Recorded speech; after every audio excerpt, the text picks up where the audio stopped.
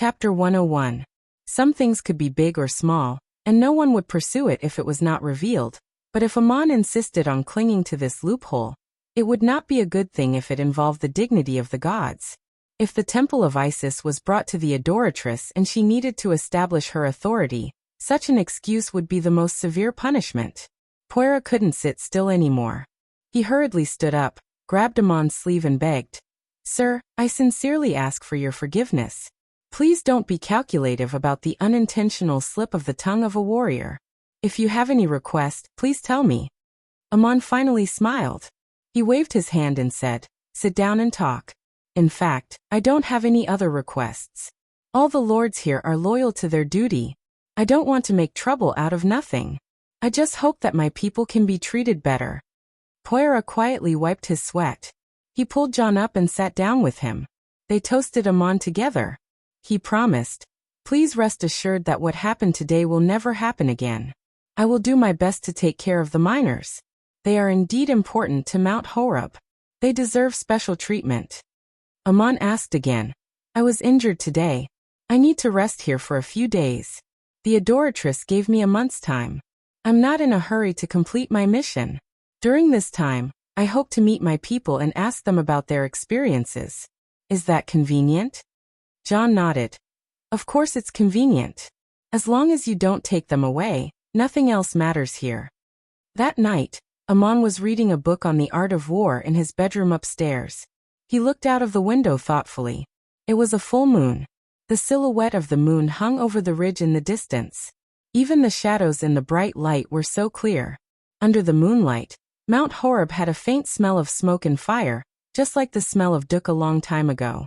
Amon seemed to be waiting for someone. When the moonlight shone through the window, the guard outside the door reported, "Mr. Amon, someone wants to see you."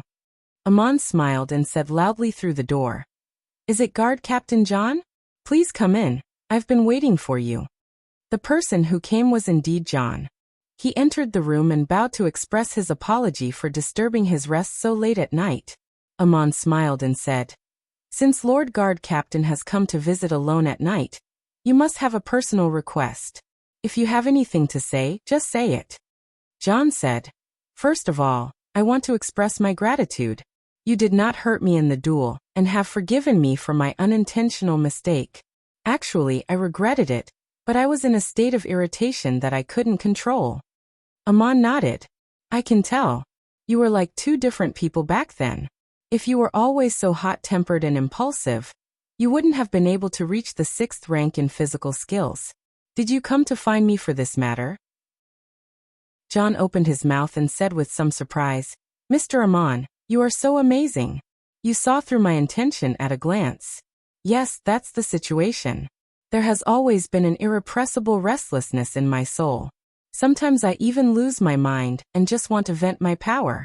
I try to control it, but it is always difficult to avoid it.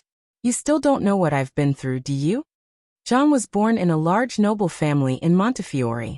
His uncle was the current head of the agriculture department in Montefiore, a very prominent position. When he was 16 years old, he was brought to the temple and accepted the power awakening ceremony. What was awakened was the power in his bloodline. Thus, he became a warrior and had the best coach to teach him body arts and various martial arts. He regretted not becoming a mage.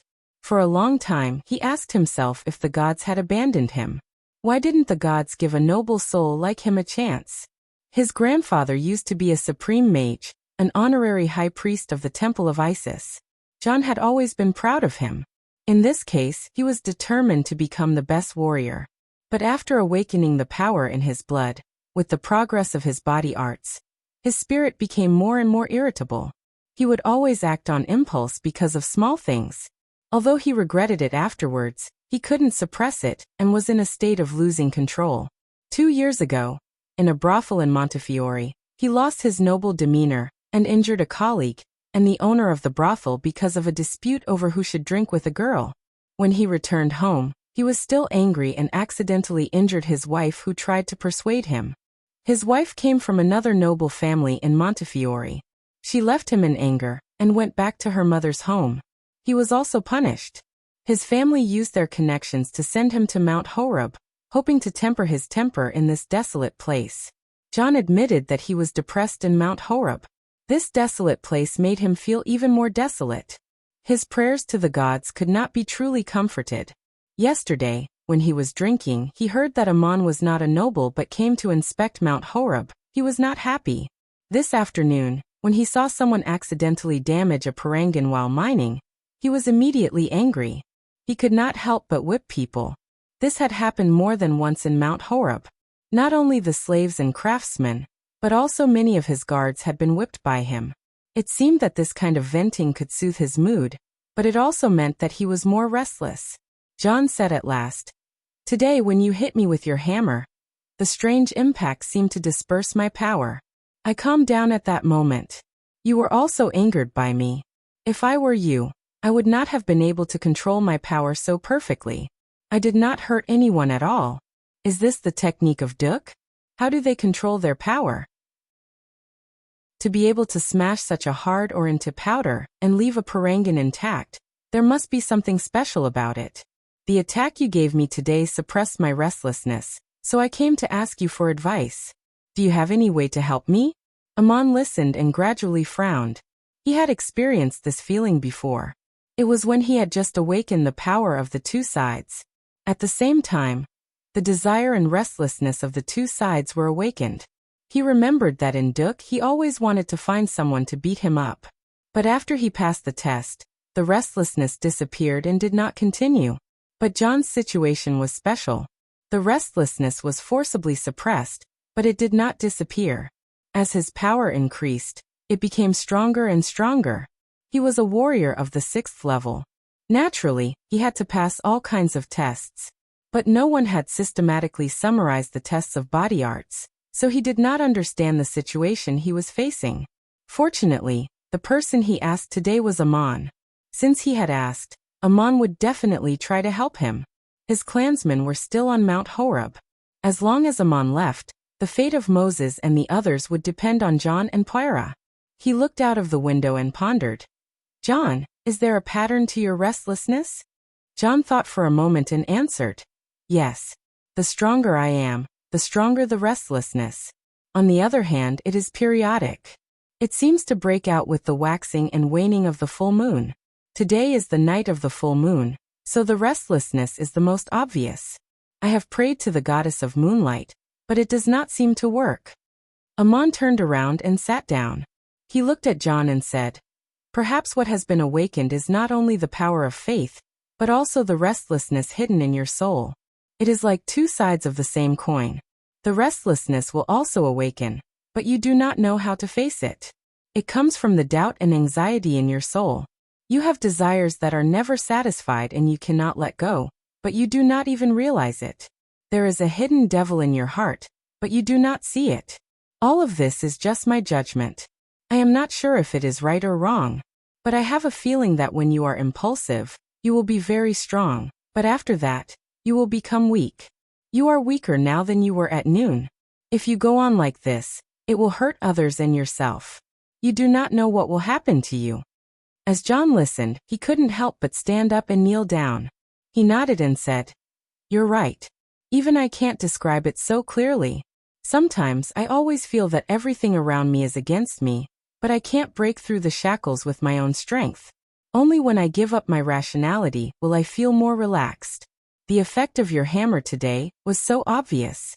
You must have a way to solve it, please." Ammon reached out and helped him up. He pressed him back to the chair and said, "I may not be able to help you. I cannot stay by your side and hammer you every time you are angry, but I can try a method. It also comes from the skills of the miners in Duk. If you want to learn it, you must keep it a secret. I do not need to explain the reason." John nodded and said, "Of course I will listen to you. I cannot express my gratitude."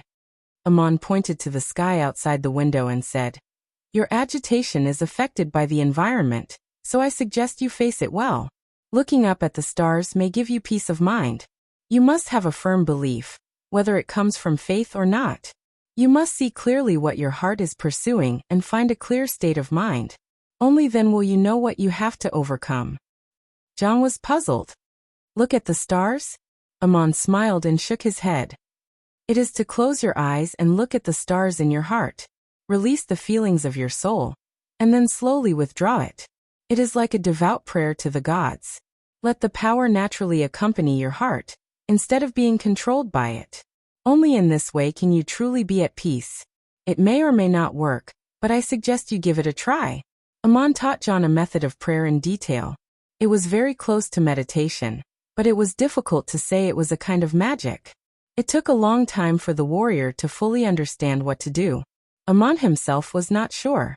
If John succeeded, it would confirm his speculation. What would happen if the restlessness of desire led astray, and the mind was controlled by the power? Just look at John. In the future, when teaching the power of two sides, Amon should be careful to avoid a situation like John's. But he did not tell John that this was actually a method of meditation to practice the power of two sides, and he would not tell him that he was a sorcerer. Even if someone knew what he taught John, it would be the profound content of the skills of the miners in Duk. It did not involve any specific magic, so no one could find anything wrong with it. John thanked him profusely, and left when the sky was just beginning to brighten. Amon also breathed a sigh of relief. At least he knew that Moses and the others would not be mistreated too much in Mount Horeb. Although they still had to work for the pharaohs of Igut, it was good to know their whereabouts. As for how to get them out, Amon had no idea. It was better to ask Moses and the others about their experiences first. The next day, Amon had Moses brought to his room for a private interrogation. Moses used to be the young master of Mayor Dusty. He was fair and chubby, but now he had become dark and thin. It was sad to see him like this. Moses bowed to Amon as soon as he entered the room. "Thank you for saving me yesterday, my lord. Are you really a Duk miner?" Amon pulled him up. "Moses, don't you recognize me? The last time we met was 3 years ago. I am Amon. Have you forgotten?" Moses stared at Amon for a long time. Suddenly he burst into tears and hugged Amon. "Yes, you are Amon, the drunkard's son. Amon, your appearance has changed completely. I can't recognize you. Yesterday, I heard your name from them, but I couldn't believe it. But your skill in opening ores is real, Amon. Duk is gone. Everyone is gone. How did you appear here, and become an emissary of the temple of Isis?" Amon wiped away Moses' tears and asked, "Don't you know that I was banished from Duk before the flood?" "Really?" Moses was surprised. When Amon was sent to the mountains by Mayor Dusty to hunt down the evil sorcerer bear, Moses was not in Duk. He was sent to Saya by his father to study hieroglyphs and various classics. He did not know what happened in Duk. Later, a great flood engulfed his hometown, so no one told him about it. Amon sighed. "I mind a god's tear, but it was taken away by Lord Roddick's entourage on the spot. I will be severely punished by the kingdom. Your father found an excuse to drive me out of Duk. It was an exile, but also a kind of protection. My story is too long to tell. First, tell me how you came to Mount Horeb." Moses's eyes became wet again. After sitting down, he told the story of the sufferings of the survivors in Duk. Dusty raised Moses as his heir. In the whole town, he was the only one who had the right to send his son to Saya. Although Dusty was only a mayor, his status was not low. He was also rich enough to buy a manor in Saya for Moses to live in. He liked his son very much, but he was not too arrogant. He was also very strict with his son. Moses was 2 years older than Amon. He was 19 this year. When he turned 16, Dusty brought him to the shrine of Murin to receive the blessing, and began to learn the mining skills of Duk. Although Moses did not need to mine the parangons himself, as the future manager of Duk, he had to master the skills passed down from generation to generation. As the chief priest of Duk, Dusty was also the host of the blessing ceremony. This ceremony would also be passed on to Moses in the future. Dusty's manor in Saya was not only the residence of Moses, but also the place where the Dushans stayed when they came to and from the city. There was a law in the kingdom that the registered miners of Duk were not allowed to leave without permission. But just before the flood, Dusty sent people to the city to deliver the taxes, and buy the daily necessities needed in the town. The dozens of people sent were all young and strong miners. After finishing their official duties, these people stayed in Dusty's manor, and casually brought some things for young Master Moses. Before they could set off for Duk, It began to rain heavily in the charcoal forest. The post road was cut off, and they were stranded in the city. They became the other group of survivors apart from Ammon. Moses's slaves were also from Duk. There were more than 60 of them in total. The supreme mage Goliath commanded the army and the people and finally saved Sia in the flood. After the flood, the town of Duk no longer existed. Of course, Moses and the others could not go back. Not long after, there was a rumor that the people of Duk had violated the oracle of the guardian god, and were punished by the god, bringing about the flood. They were the people who were hated by the god, and would bring disaster. Enlil the Great punished the town of Duk by washing the earth with a flood to bless the people. This rumor was terrible. The people of Sia, who had just experienced a disaster, were full of hostility towards the Dushians. There were even several incidents of siege and attack on the manor. The Dushians were strong and not to be trifled with. They took up weapons to defend the manor. In the end, a bloody conflict broke out. Some troublemakers were killed in the fight. The miners acted in self-defense. From the point of view of the law of the city, Lord Shao-Emo had no reason to punish them. However, the angry people could not forgive the miners for killing people. Almost every day, people gathered outside the manor and shouted, "Kill them, in the name of the god." There were always people who tried to rush into the manor and attack Moses and the others. The friction was endless. Even the guards of the city could not suppress it. Moses and the other Dushians had become the target of public criticism.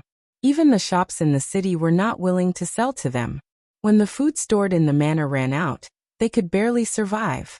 At that time, Goliath was not in the city of Sia. The supreme mage had returned to the king's capital, and closed his door to concentrate on his training. But Goliath seemed to have expected this situation before he left. He specially ordered his disciple, the acting high priest Walter, to take care of Moses and the others. When things got out of hand, Walter entered the manor with the guards of the shrine, and found Moses. At that time, it was impossible for Moses and the others to stay in Sia. Walter asked him where he wanted to go. Chapter 102. You must not pray to other gods. Walter was very busy at that time, and did not arrange this matter immediately. He only ordered the guards to protect the manor, and sent Moses and the others enough food and water, asking them to wait for a while. Later, when Goliath returned to Sia, he tried to persuade Moses to stay, but the frightened Moses refused to stay any longer, and begged the supreme mage to send them away safely. Goliath had no choice but to order his disciple Walter to personally escort Moses and the others out of the border, and protect them from harm. Before leaving, he asked Moses, "If one day you can return to your homeland, will you still be willing to come back?" Moses replied without thinking, "Is it Duk? Of course it is my homeland." In his mind, the almost isolated Duk and the repulsive Sia were two completely different worlds. During the days when he was besieged and attacked, his greatest wish was to return to his homeland and rebuild it. This had become Moses's life dream. At that time, Goliath said something that Moses did not quite understand. "You will become the legal heirs of a very important land. No matter where you go, you may face difficult experiences. Your homeland will surface, but it will be a few years later. If you can really come back by then, don't forget what I did today." Moses knelt on the ground and said, "Dear Supreme Mage, my people and I will always be grateful to you. If you have any requests in the future, Moses will do his best to fulfill them." Walter escorted Moses and the others through the half-dried swamp, across the desert, all the way to the border of Sia. Moses came to the Cape States and sought refuge from Lord Roddick. He did not ask for much. He only wanted to buy a field and live there temporarily. The miners were all strong young men, who could support themselves and wait for an opportunity to return to their homeland in the future. Roddick had received a lot of benefits from Mayor Dusty, so it should not be a problem for the orphan of an old friend to ask for his help. He agreed to Moses' request, and even divided a field in his territory for them to live in. But not long after, another accident happened. Moses and the others came to the Cape States to seek refuge. Not long after they left the Cape States, the news could not be hidden, and soon reached the capital of Igut. The supreme mage Julian, who was in Cape, wrote secret reports to the Academy of Igut and the pharaohs of Igut. Roddick soon received an order from Pharaoh to send guards to send the Dushians to the designated place. Julian knew that Amon was a Duk miner. As the high priest of the Temple of Isis, he should have read the land of Marduk and know a lot about it. Perhaps it was out of revenge against Amon, or perhaps he wanted to take credit from Pharaoh. In short, the secret report did not contain anything good. Of course, Moses did not know the details. Thus, Moses was sent to Mount Horeb. He and the Dushians were imprisoned there, and became Pharaoh's slaves. It was said that they were treated as foreign prisoners of war, and were still working as parangons. They were escorted here by Julian herself. Julian not only conveyed Pharaoh's order, but also said that the Dushians were disliked and banished by the gods. They were punished by the gods for losing their homes. This was the general experience of Moses and the others. Amon fell into deep thought after listening to the report. The suffering of his people was probably not as simple as Julian's revenge against his people. Even Roddick could not protect these people. There must be other reasons why Pharaoh ordered them to be imprisoned here. Maria once said to Amon, "I should thank you. I should also help you. But I don't know how much I can help you." It was clear that she knew about this matter, but she was powerless to help Awang and the others. Thanks to Murin's hint, Amon already knew that the area around Duk would become a fertile land for thousands of miles. Thanks to Schrodinger's hint and the legend of the land of Marduk, he knew that the land would be contested for. He had also seen Mayor Dusty's soul in the underworld. He knew that the title deed of the land around Duk was in Moses's hands. Pharaoh detained the Dushians on the one hand, because their skills were very useful, and Mount Horeb was the best place to mine parangons. More importantly, did Amon also want to lay his hands on the fertile land in the future? Did the Academy of Igut also know about the changes that were going to take place in Duk? This kind of thing was hard to say. Since Murin knew about it, then the gods of Egypt might also know about it. Perhaps they had informed their people. Amon was silent for a long time. Then he whispered, "Moses, I heard that you have all the title deeds in Duk. Is that true?" Moses suddenly became alert. "Who told you that?" Amon sighed and put his hand on Amon's shoulder. "Don't doubt me. I'm not here to test you. After I left Duk, Mayor Dusty told me about it himself." Tears welled up in Moses's eyes again. "I don't have the title deeds with me. They're all hidden in a secret place in Saya. My father sent me to Saya, but he died in the flood. What else did he say to you before he left?" "Mayor Dusty hopes that you and the survivors of Duk can return to your hometown and rebuild it. I also want to ask you, are you willing to do that?" Moses couldn't help but nod. He grabbed Amon's arm and said, "Yes, I am. This is what everyone and I dream about. Amon, you are now the special inspector of the Temple of Isis. Do you have a way to save us?" Amon shook his head helplessly. "I am just a guard captain in the archives of the Temple of Isis. There is no way I can make Pharaoh change his order and release you. This time I came to Mount Horeb. I can only do my best to make you receive better treatment in the future. But don't worry, after I left Duk, I heard an oracle. The emissary of God will guide you out of Igut and back to your hometown." Moses's grip tightened. "Will the emissary of God come to Mount Horeb? When?" Amon patted the back of his hand and said, "Since God has promised, please wait patiently for the oracle's guidance. The miners have pinned their hopes on you. You are their leader. What you need to do now is to lead your people to live a good life. Don't lose confidence and courage." I didn't tell Moses too much because he didn't want to bring trouble to himself and his people. Some things couldn't be made public, and it would be bad for Moses to know too much too early. His appearance was only to give his people hope. After asking Moses to stay for a sumptuous lunch with him, he ordered someone to send him back. Amon stayed in Mount Horeb for another 10 days, ostensibly to recover from his injuries. Puera and John kept their promise. The miners' living conditions in Duk improved a lot. These people had mined at least 40% of the parangons in Duk, so they should be treated better. Just as Hardadef had promised. As long as I didn't bring these tribesmen away, everything else wouldn't matter. In a remote place like Mount Horeb, Puera and Hardadef had the final say in everything. Amon took the opportunity to make a request. He wanted to move to a place near the miner's residence, so that he could talk to his people at any time. He was very concerned about the situation in his hometown. The shabby stone houses in the village were naturally not suitable for the envoy to live in. The closest houses were the residences of the mages who mined parangons. Poira ordered the mages to leave the courtyard for Ah to live in for the time being. In fact, Amon didn't need to talk to the miners. After the flood, Duk no longer existed. There was nothing to talk about. Amon had other plans. He was well aware of the situation in Mount Horeb. Although there were many warriors and mages taking turns to guard the place, the security was not tight. This place was deep in the hinterland of Igut. In peacetime, there was no threat of war. No one would be nervous all the time. On the other hand, Mount Horeb was a very remote and semi-desert area. It was more than 200 miles away from the Nile River. There were no villages or residents nearby. No one would come here to cause trouble. It was not easy for the people here to escape. Mining was very tiring, so there was really no need to be too strict with management. The guards of Mount Horeb were not weak, but in terms of individual ability, none of them could compare to Ah. The one with the highest level of magic was Poira, and the one with the highest level of body arts was Hardadef. Even if the two of them combined, they still could not compare to Ah.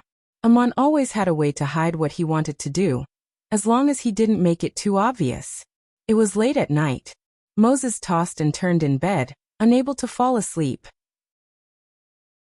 He was still thinking about the scene when he met Amon. Amon's appearance brought a glimmer of hope to his people. The treatment they received these days had improved a lot. But was what he said true? Was there really a God to guide them out of this predicament? Moses had been suffering from insomnia for 3 days.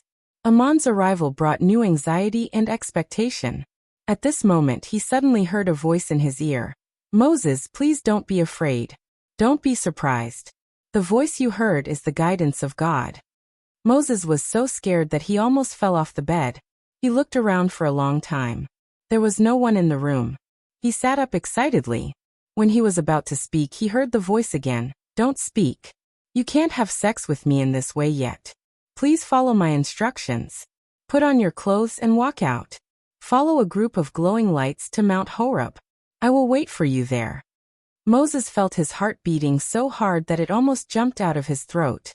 Amon said that there would be a God to guide him. Did he really appear so soon? He couldn't believe it, but he couldn't give up this opportunity. He put on his clothes, gritted his teeth, and walked out of the stone house. There was a faint glow outside, like a lone firefly flying in the night. As soon as Moses left the house, the glow flew away. The night was very quiet, so quiet that it was scary.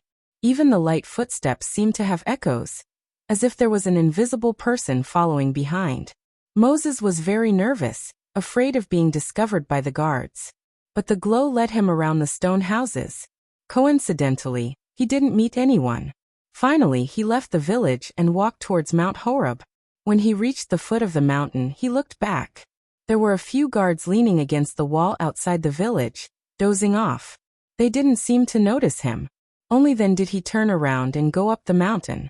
The mountain was a little steep. Sparse shrubs grew between the bare rocks. The glow was sometimes fast, sometimes slow. It was guiding Moses to the top of the mountain through the easiest path. Tonight Moses was very excited. He felt that there was an invisible force supporting him. His footsteps were light, and he walked very fast. The moon was bright. A man stood on the top of the mountain, leaning on a tree branch. He was wearing a cloak, and his face couldn't be seen clearly. The glow flew to the top of the mountain and disappeared into his arms. He spoke to Moses. The man was standing in front of him, but his voice was very faint, as if it came from far away. "Moses, child of Duk, please don't be afraid. I am the messenger who will guide you." Moses felt like he was sleepwalking. He couldn't believe that he had just walked out of the stone house. He followed the glow to the top of the mountain. Sure enough, he saw the man who spoke. He stepped forward and knelt down. "Are you really here to guide me and my people out of trouble?" The man nodded. "Yes. Since I have guided you to this place to see me, I will guide you and your people back to your homeland in the future.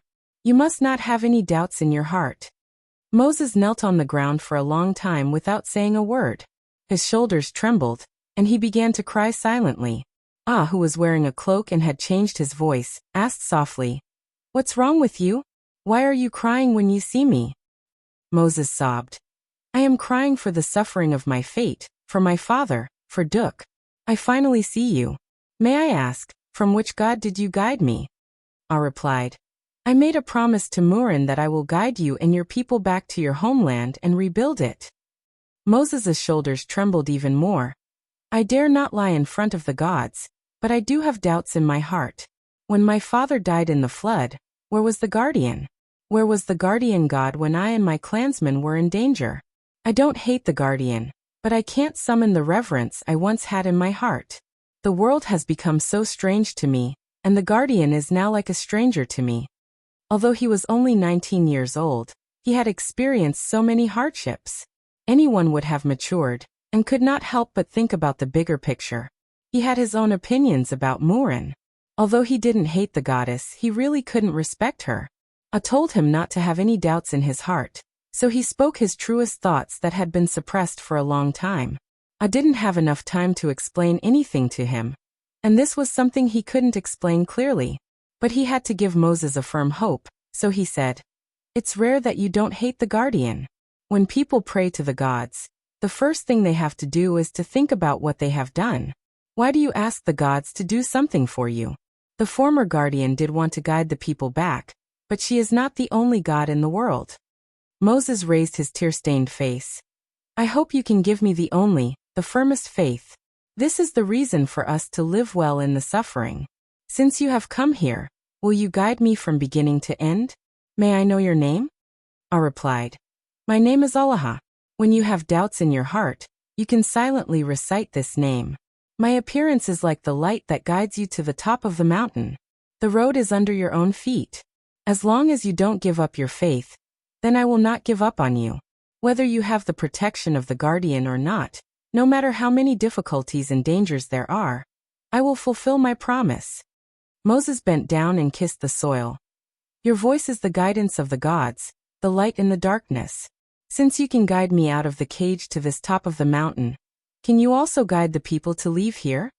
I wanted to sigh, but he held back and replied in a calm tone, "I can guide you to come here quietly in the dark, but if you walk out of here, you will be in a desert. It will be thousands of miles to go back to your hometown. You will have to pass through many cities in Igut. It is impossible for you and your people to escape without being discovered." Moses asked disappointedly, "Then how can we leave?" "Ah, don't give up your faith. From now on, you must prepare for the arrival of that day." "How should I prepare?" Moses asked. Ah raised the branch in his hand. "This is the reason why I summoned you here today. The skills of Duke's miners contain a mysterious and profound skill. It is the power of two sides. I want to awaken this power for you, and also awaken your faith, so that your heart can truly be strong." Ah changed his identity and taught Moses the power of two sides, but he said that it was the skills of Duke's miners, and made Moses swear to keep it a secret. On one hand, this was to make Moses believe it, and on the other hand, it was to avoid exposing his identity. As for whether Moses could master it, it depended on his luck. Ah could not force him. For the next few days, Ah guided Moses to quietly climb up Mount Horeb every night, holding the iron branch staff in his hand, and performed the awakening ritual for him. The result did not disappoint Ah. Just before he left Mount Horeb, Moses awakened the power of two sides. Ah made him make a very important vow. "You must not pray to other gods. You must be firm in your faith. I have taught you this power, but you cannot learn body arts or magic arts like others in the world. You must accept my guidance." What Ah taught him on involved the secrets of the gods. According to Crazy Ole's guess, the gods did not want it to be spread. Ah had been to the realm of Kela, the queen of the underworld, where he could hear the prayers of the believers. Therefore, Ah did not allow Moses to pray to other gods. If he exposed the secrets that the gods did not want to see in the world, it would not be good for him or Moses. Chapter 103. Your things are lost. A few nights before leaving Mount Horeb, Ah taught Moses about his future training, and the various tests he would face. These were Bear's words and Ah's own experience. After all, Bear was different from Ah. He first became a 9th-level mage, and then started to practice the power of two sides. Even though he was a supreme mage, he was still a 6th-level warrior. Ah, on the other hand, started from this path under Crazy Ol's deliberate training. Crazy Ol laid the foundation for awakening the two sides in the name of teaching him the skills of a miner. Bear's exploration perfected this path. Now, when Ah taught Moses, the methods of practicing from the 1st to the 6th level were very clear. Ah did not teach Moses any specific martial arts or magic. He only wanted him to practice pure power and grow with his soul. On the one hand, time was too tight. On the other hand, it was not convenient for Moses to practice the specific skills in his current situation. These were all secrets. Before leaving, Ah said one last thing. If you want to get out of this predicament, you must first become stronger. The journey back to your hometown will be full of hardships and trials. You must be prepared now. Everything I teach you comes from the mining skills of Duk. You can also choose trustworthy people from your tribe to continue teaching, and make the same vow. The seed had been sown. It was time to see how it would sprout. Ah finally left Mount Horeb, and returned to the Temple of Isis with the parangons. He had successfully completed the inspection mission. The biggest gain from this trip was the whereabouts of the survivors of Duk. Maria did not tell him directly. Instead, she used this method to tell him. After returning to the Temple of Isis, Maria summoned him again. It was still in the study. The servants left, leaving only the two of them. They did not talk much about the inspection mission. Ah knelt down and saluted. Thank you for your guidance. I found the survivors of Duk. I owe a debt to the former mayor. His son Moses is the leader of the survivors. They look forward to returning to their hometown day and night. Maria looked at him apologetically. She waved at him. Sit down and talk. I know what you want to ask. I'm really sorry, but I can't order the release of those people. They are already Pharaoh's slaves. Unless I have a reason to ask Pharaoh's permission, I can't. Ah sat down and asked. Is it related to the military books you asked me to read? Maria nodded. If you think only for yourself, you can become a supreme warrior and be loyal to the Egyptian empire. You can obtain a noble status and have a good life. In fact, no matter where you want to go, it is the same. But you have your own ideals, and it is so difficult to realize them. The continent is likely to have conflicts in the near future. If you want to ask the pharaoh to release your people, you will have to make an indelible contribution to the empire, so the pharaoh has no choice but to agree. Ah nodded sincerely. Thank you, I understand. Maria tactfully pointed out a way for Audia to save his people. She reminded Audia that a dispute was about to break out on the road. As a warrior, the so-called indelible meritorious service was of course meritorious service. If Ah could lead his corps to make great contributions to the empire on the battlefield, he could ask Pharaoh to release the Dushians when he asked for a reward. This was something that could not be refused. It was too difficult to do this. Although Maria was willing to help, Audia had to rely on himself. Becoming a supreme warrior was just the beginning. Then there was silence again between the two, looking at each other. This time, the purpose of the summons was to arrange a long journey. Maria had a lot to say to Audia, but she felt that there was no need to say it. Audia had a lot of gratitude in his heart, but he felt that there was no need to say it. Since Maria didn't speak, he would rather look at her and feel her breath. Unfortunately, he couldn't sit here and look at her forever. In the end, it was Maria who broke the silence. Audia, no matter how difficult what you are going to do, I have a wish. I hope you cherish yourself. If you have done your best, don't embarrass yourself anymore. As long as you are still the pure Audia, you can come back anytime. Isis will protect you. She put something on the table and said, this time, I was going to send a mage. This Taraculus is not only the reward of the mission, but also an artifact to record all kinds of information. Later, I changed my mind. In the desert and swamps where monsters run rampant, it is safer to send a warrior who is familiar with the situation, so I decided to send you. This Taraculus is still the reward of the mission. You are not a mage, but you can use other ways to record information. This is a secret mission, so you can't use your public identity. Someone will give you a blank certificate and customs clearance document. You only need to write your name on it. You can also hire bodyguards to accompany you. There are only a few days left before you set off. Go back and prepare well. Don't worry about everything. I will wait for the news of your return. As for this Taraculus, I hope you can treasure it. The holy maiden was generous with her reward on behalf of the Temple of Isis. She gave him a Taraculus for this mission, and the last sentence she said was meaningful. It would make sense if a mage was sent, because the Taraculus could be used as a medium to record information. But if Ajia wanted to reward him in such a way, there must be a deeper meaning. Ajia already had a Taraculus, and Crazy Ol had recorded all kinds of information in it. Maria might do the same. Ajia was only a warrior. Even if there was any magic information in it, Maria knew that he would not be able to see it. But it would be wrong to think so. Ajia was also a 6th-level sorcerer, especially skilled in spatial magic and message magic. Ajia felt that this Taraculus had recorded some kind of information, but he did not dare to read it in the Temple of Isis, lest he accidentally expose his secret when he used magic. He could only put this precious parangan away first. There were still a few days before the departure. He needed to do some work in the archives, and he had to use these last few days to read some books. He planned to keep the military books with him, and show them to Madanzo on the way. If he really wanted to become a general on the battlefield in the future, he would not be able to rely on his own strength.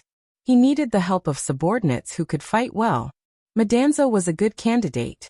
At the same time, he borrowed many books on the art of war, logistics, marching and battle formations.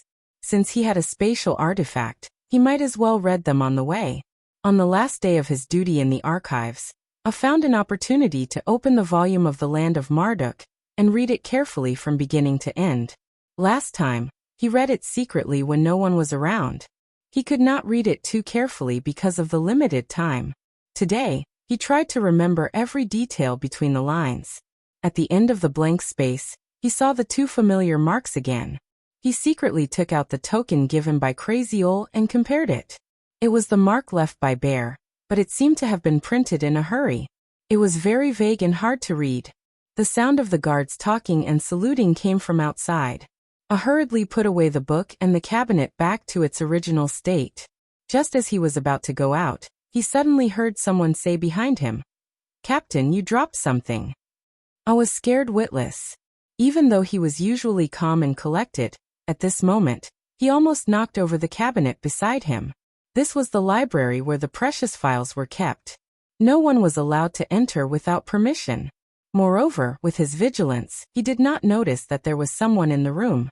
He turned around in shock and pulled out the dagger he always carried with him. In the narrow aisle between the 2 rows of bookshelves, he took a fighting stance that could be used to attack or defend. But the next moment, I immediately put down his weapon and knelt on one knee. "Dear High Priest, why did you suddenly come in without even greeting me? Please forgive me for not greeting you with courtesy." The person in front of him was wearing a robe and had a smile on his face. He looked at Ah with a meaningful look in his eyes. He did not hold a staff in his hand, but a token in his hand. "Captain Ah, you are very vigilant and responsive. I can see that you are loyal to your duty. I am very satisfied. Is this token yours?" "No, it fell to the ground." "Take it back." The person who spoke was familiar with Ah. It was George, the high priest who used to be in charge of the archives. Not long ago, he was promoted to high priest by the Holy Lady, filling the position left vacant by Julian's transfer. George was easygoing and did not care much about the affairs of the archives. He used to be in charge of the archives, which was an easy but not profitable job. He came from a civilian background and did not have any outstanding background. Later, he became a supreme mage and obtained the position of honorary high priest of the Temple of Isis, but he only held the position of a high priest.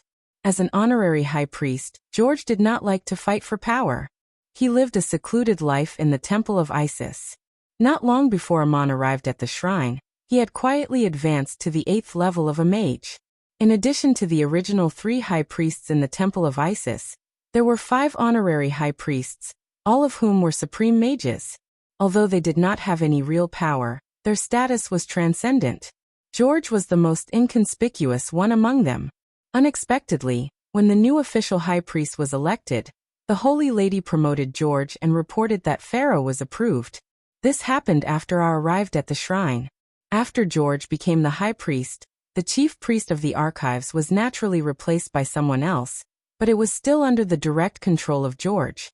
He was responsible for all the archives of the Temple of Isis, the list of farms and servants, and the collection and registration of quarterly taxes. His authority was much greater than before, but his character did not change much. He was still smiling all day long. George was now looking at Ah with a smile. Of course, the token given by Crazy Ol was gone. He broke out in a cold sweat. It was impossible for Ah to be so careless. He must have put the token in his pocket, but it somehow fell into the hands of this supreme mage. Idu must have used stealth magic to sneak into the document room without Ah noticing. He saw Ah taking out the token, and maybe he also saw Ah flipping through the books and hieroglyphs. Then he used some unknown method to take the token from Ah's arms. However, the high priest pretended to be confused and deliberately said that the sign had fallen on the ground. Amir was quite nervous. After so long, he finally made a mistake. In the face of a supreme mage that he could not compete with, all his secrets were in danger of being exposed. He quickly thought about how to explain, but when he heard George's words, he immediately replied, "It's mine. Thank you, Lord George. I accidentally dropped it on the ground just now." George returned the token to Ah and said, "It's a very special emblem. It seems to be a precious souvenir. You must keep it well. Don't throw it away like this." "Who gave it to you? The material and the pattern are very special.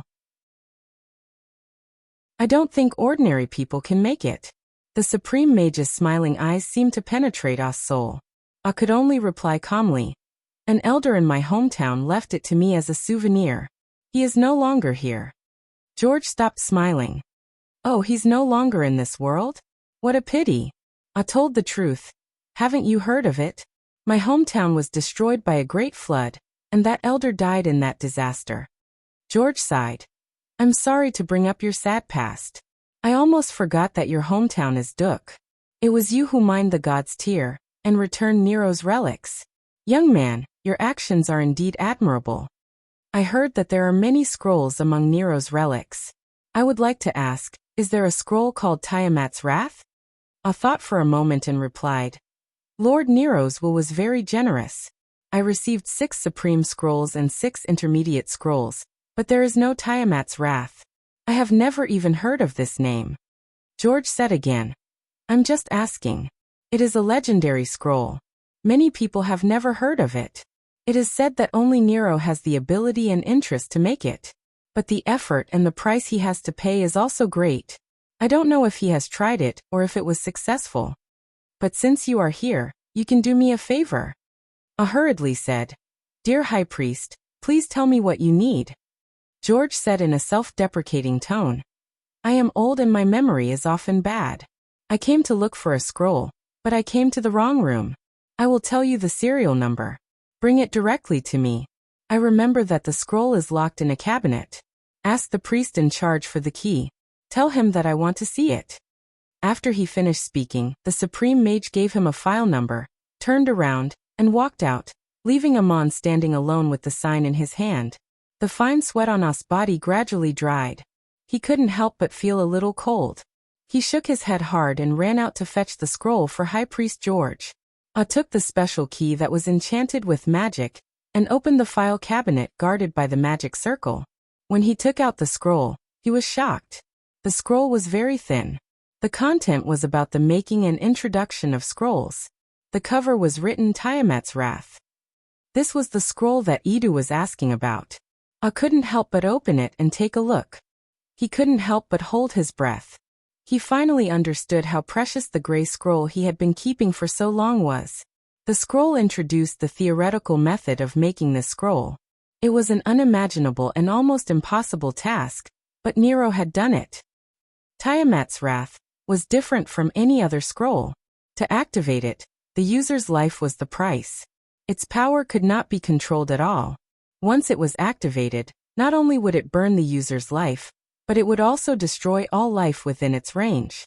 It was said that even the gods would be severely injured. If Ah was willing to sacrifice his own life, with Tiamat's wrath, he could die with almost anyone. He finally understood why the guardian of the underworld had panicked and retreated when he took out the gray scroll. Nero might have brought Tiamat's wrath with him because he wanted to die with Bear. But in the end, there was no need to use the scroll, because Bear had also chosen to die with him. Ah finished reading the thin scroll in a few seconds. Ah put it in a beautiful wooden box, held it with both hands, and personally brought it to a side hall where Ida usually handled his official business. George smiled and nodded when he saw Ah. You came quickly. I just sat down and you've already brought the scroll. Thank you for your hard work. Place it on the table. Ah placed the wooden box on the table and respectfully stepped to the side. He stood there with his hands by his side, but he did not immediately leave. George did not open the wooden box to look at the scroll either. Instead, he lowered his head and continued to handle official business. After a while, he pretended to be surprised and looked up. Ah, you haven't left yet. Is there something you need? Ah nodded. Yes, my lord. You have not checked the scroll yet. I am also waiting for your instructions. George ordered all the servants in the room to leave. Then he said to Ah. Of course I trust Captain Ah. There is no need to check the scroll. There is no one else here now. Just say what you have to say. Amon took out 2 supreme scrolls from his bosom and gently placed them on the table. These are gifts from Lord Nero. In order to express my respect for you, my dear supreme mage, please accept them. Amon took out 2 supreme scrolls from his bosom and gently placed them on the table. I did not expect Ah to give him a gift. George was stunned. He twirled his beard and laughed out loud. Ah, do you know how valuable this gift is? Ah replied. No matter how precious an item is, it must have its corresponding use. The value of this item cannot be measured by money alone. In front of you, my lord, they are just tools to perform magic. George looked at Ah with great interest and said, I have experienced enough things and understand people's hearts. If I don't accept it, I am afraid you will not be able to rest easy. Well, thank you. He accepted the 2 supreme scrolls calmly. Chapter 104. George must have seen Amon reading the books in secret, but he pretended not to know and took away the sign, which scared Amon and secretly warned him. Amon was also wondering why he did that. Perhaps it was to give face to the adoratress. Although their positions were different, their situations were the same. They were both promoted by the adoratress and were on the same side in the Isis shrine. There was also another possibility. Ida knew that Amon had a batch of precious scrolls, so he seized the opportunity to extort him. Amon gave 2 scrolls to George as a test. However, judging from George's tone, he had no intention of pursuing the matter. Amon was thinking about all kinds of possibilities. When he was about to leave, he suddenly heard George murmuring to himself while looking at the ceiling. George is just a name I gave myself after I entered the temple and made a vow in front of the goddess Isis. I used to be called Searchalade. I don't want to mention it, and I hope no one will mention it again. Amon was stunned and did not know what to say. He had heard of the name Searchalade in Crazy Ole's message. Searchalade was a friend Nietzsche met when he traveled to the Empire of Igut. He was also a sorcerer. At that time, he lived in the suburbs of Herak. When he met Nietzsche, he was only a 5th-level sorcerer. As a supreme sorcerer, Nietzsche gave Searchalade many pointers. Searchalade swore to repay Nietzsche. That was why Nietzsche mentioned his name in his message. Searchalade came to the Temple of Isis 20 years ago and changed his name to George. That was more than 10 years after Bear's death. At that time, he had already become a supreme mage. Crazy Ole did not know about this, so the Taraculus did not mention it. When a sorcerer became a supreme sorcerer, his situation would change subtly. As long as he was loyal to the temple, he would get another identity. When Searchalade came to the Temple of Isis, he became an honorary high priest. He even changed his name. His past experiences had long disappeared in all kinds of records. There was only the supreme mage George in the world. 20 years later, by coincidence, he not only became a high priest, but also saw Crazy Ole's token. George hinted to Aman that he knew the origin of the token. At the same time, he warned Aman not to mention it again. This was a tacit secret between them. It had been more than 40 years since Crazy Ol and Searchlight met. 20 years had passed since Searchlight came to the Temple of Isis and became the Supreme Mage George. The past had long become a dust-covered secret. Aman stood there in silence. George turned his head to look at him and said with a faint smile, "You have become an honorary warrior of the Temple of Isis. It is very likely that you will become a supreme warrior in the future. This is enough to change your life. But in the Temple of Isis, you must obey everything here.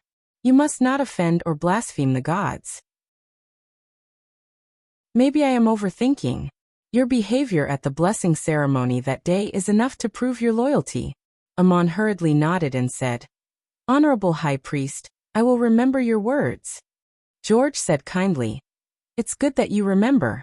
I didn't expect you to be a warrior. If you have any questions in the future, you can come to me. I will be happy to help you as long as it does not violate the rules of the temple. I don't want to read this book anymore. I don't want to mention many things in the past. You can take it back." Aman took the order and left. George did not even open the box. The book was sent back. George did this as a way of repaying Crazy Ol's kindness. The Supreme Mage was not a man who would break his promise. But the situation was different now. He warned Aman not to mention the past again, nor to take out the token easily. Aman was scared. In a place like the Temple of Isis, as long as there was a flaw, it would be discovered sooner or later. Fortunately, he met George this time. It was scary but not dangerous. It was all thanks to Crazy Ol's kindness. Being discovered seemed inevitable, but meeting George was an accident. In fact, Crazy Ol's message also mentioned the original High Priest, Julian. But in front of Julian, Aman would never dare to take out the token. It would only make him die faster. He must be careful in the future. He could not just believe in luck. Before he became a supreme warrior and was allowed to read the hieroglyphs, Aman would not read anything he was not supposed to read. Intentionally or unintentionally, George pointed out one thing to Aman. The gray nameless scroll was the legendary Tiamat's Wrath. It was probably the only Tiamat's Wrath in the world. After handing over the archives, Aman left the temple and went to Sayo's house. He made a request to Sayo that he had long wanted to make, to buy the slave Aesop. Of course, Sayo was reluctant to sell such a capable slave, but he could not refuse Aman's request. Moreover, the price Aman offered was too astonishing. He put 10 parangons on the table. This was by no means the price of a slave. When Aman rescued Sayo in the desert and escorted Sayo safely to the Cape States, he was also paid 10 parangons. Now he had returned the money in the name of buying Aesop. Sayo was shocked. Of course, he did not dare to accept the money. He agreed to give Aesop to Aman on the spot. Aman smiled and insisted that Sayo accept the parangons. After a long time, Sayo had to accept the parangons. Sweat broke out on his forehead. He quickly ordered someone to call Aesop and said, "Mr. Aman has bought you. In the future, you must listen to Mr. Aman and serve him." Before leaving, Aman left Sayo a scroll and specifically told him, "Read this scroll carefully. If there is anything you don't understand, you can pay someone to explain it to you. Don't you want to be a noble? There may be a chance in the future. The things in this book will be very important." I borrowed this from the archives of Isis. You must take good care of it. I'm going on a long trip. Return it to me when I come back. The content of the book mainly talked about transportation. Sahathar was a businessman who did cross-border trade, so he was naturally an expert in organizing caravans. However, the book also talked about the organization, scheduling, and supply of military logistics, as well as the transportation of military formations. Sayo did not understand why Aman wanted him to read this, but since he had instructed him to, he would keep it and read it slowly. The book was the collection of the Temple of Isis. In Sayo's mind, it added a mysterious and noble atmosphere. He had to put it away. When Aman walked out with the newly bought slave, Aesop asked, "Master Aman, why did you buy me? You bought me for the same amount of money that Master Sahathar paid you to thank you for saving his life. Why is that?" Amon smiled and said, Aesop, you are not lower than your master, including me. Although you are my slave, I can't restrict your freedom to look up at the stars. You have two choices. One is to continue to work for Master Sio and receive your salary. But you are only my slave in name. Two is that I have a friend who has a manor in Montefiore. He is not here all year round and needs a steward to take care of it. Are you willing to help me? Aesop bowed and said, Master Amon, you really don't have to talk to me like this. I should listen to your orders. Why would I not help you? It's just that 10 parangons to buy a slave is too expensive. There is no need to spend this money. Amon laughed and said, You got into the role very quickly. Well, in the future, if there is anything I need you to help me think about it, come with me to the manor. I have a surprise for you. The surprise Amon was talking about was a blank document. As long as one wrote his name, he would have the identity of a free citizen of the Empire of Igut. Amon used to have another similar document, but he wrote Allah's name on it and used it. This time, in order to carry out the secret mission, the temple gave him the same document. Amon did not need it himself, so he gave it to Aesop. In the manor, Aesop held the document and knelt down for a long time without saying anything. When he raised his head, his face was full of tears. He choked and said, Master Amon, I don't know how to repay you. Why do you give me such a precious thing? Amon shook his head and said, It is of no use to me, but it can change your identity so that you will no longer be a slave. If you want to repay me, I know you are a very capable person, so I will leave this manor to you. When the master is not around, please take good care of it. I will also leave a sum of money for you to do business with. I don't know when I will be back. Aesop said, Master, rest assured and go do your work. I will take care of everything here, so you don't need to worry. Amon asked again, Aesop, what name are you going to write on this? Aesop said, Of course it will still be Aesop. It is my name. Amon asked curiously, Why not change your name so that no one can recognize you? Aesop replied, This is the name my father gave me. I don't want to give it up. There are many people with the same name in the world. It doesn't matter if there is another free citizen named Aesop. Amon nodded. Then do as you wish, Mr. Aesop. Regardless of whether it was in the Igut or the countries on the continent, masters could sell slaves and treat them well, but they had no right to give slaves freedom without permission. This was a law. Even if Amon bought Aesop, he couldn't make him a freedman. What he did now was a way of replacing Aesop with someone else, giving Aesop a new identity. He was no longer the same person as before.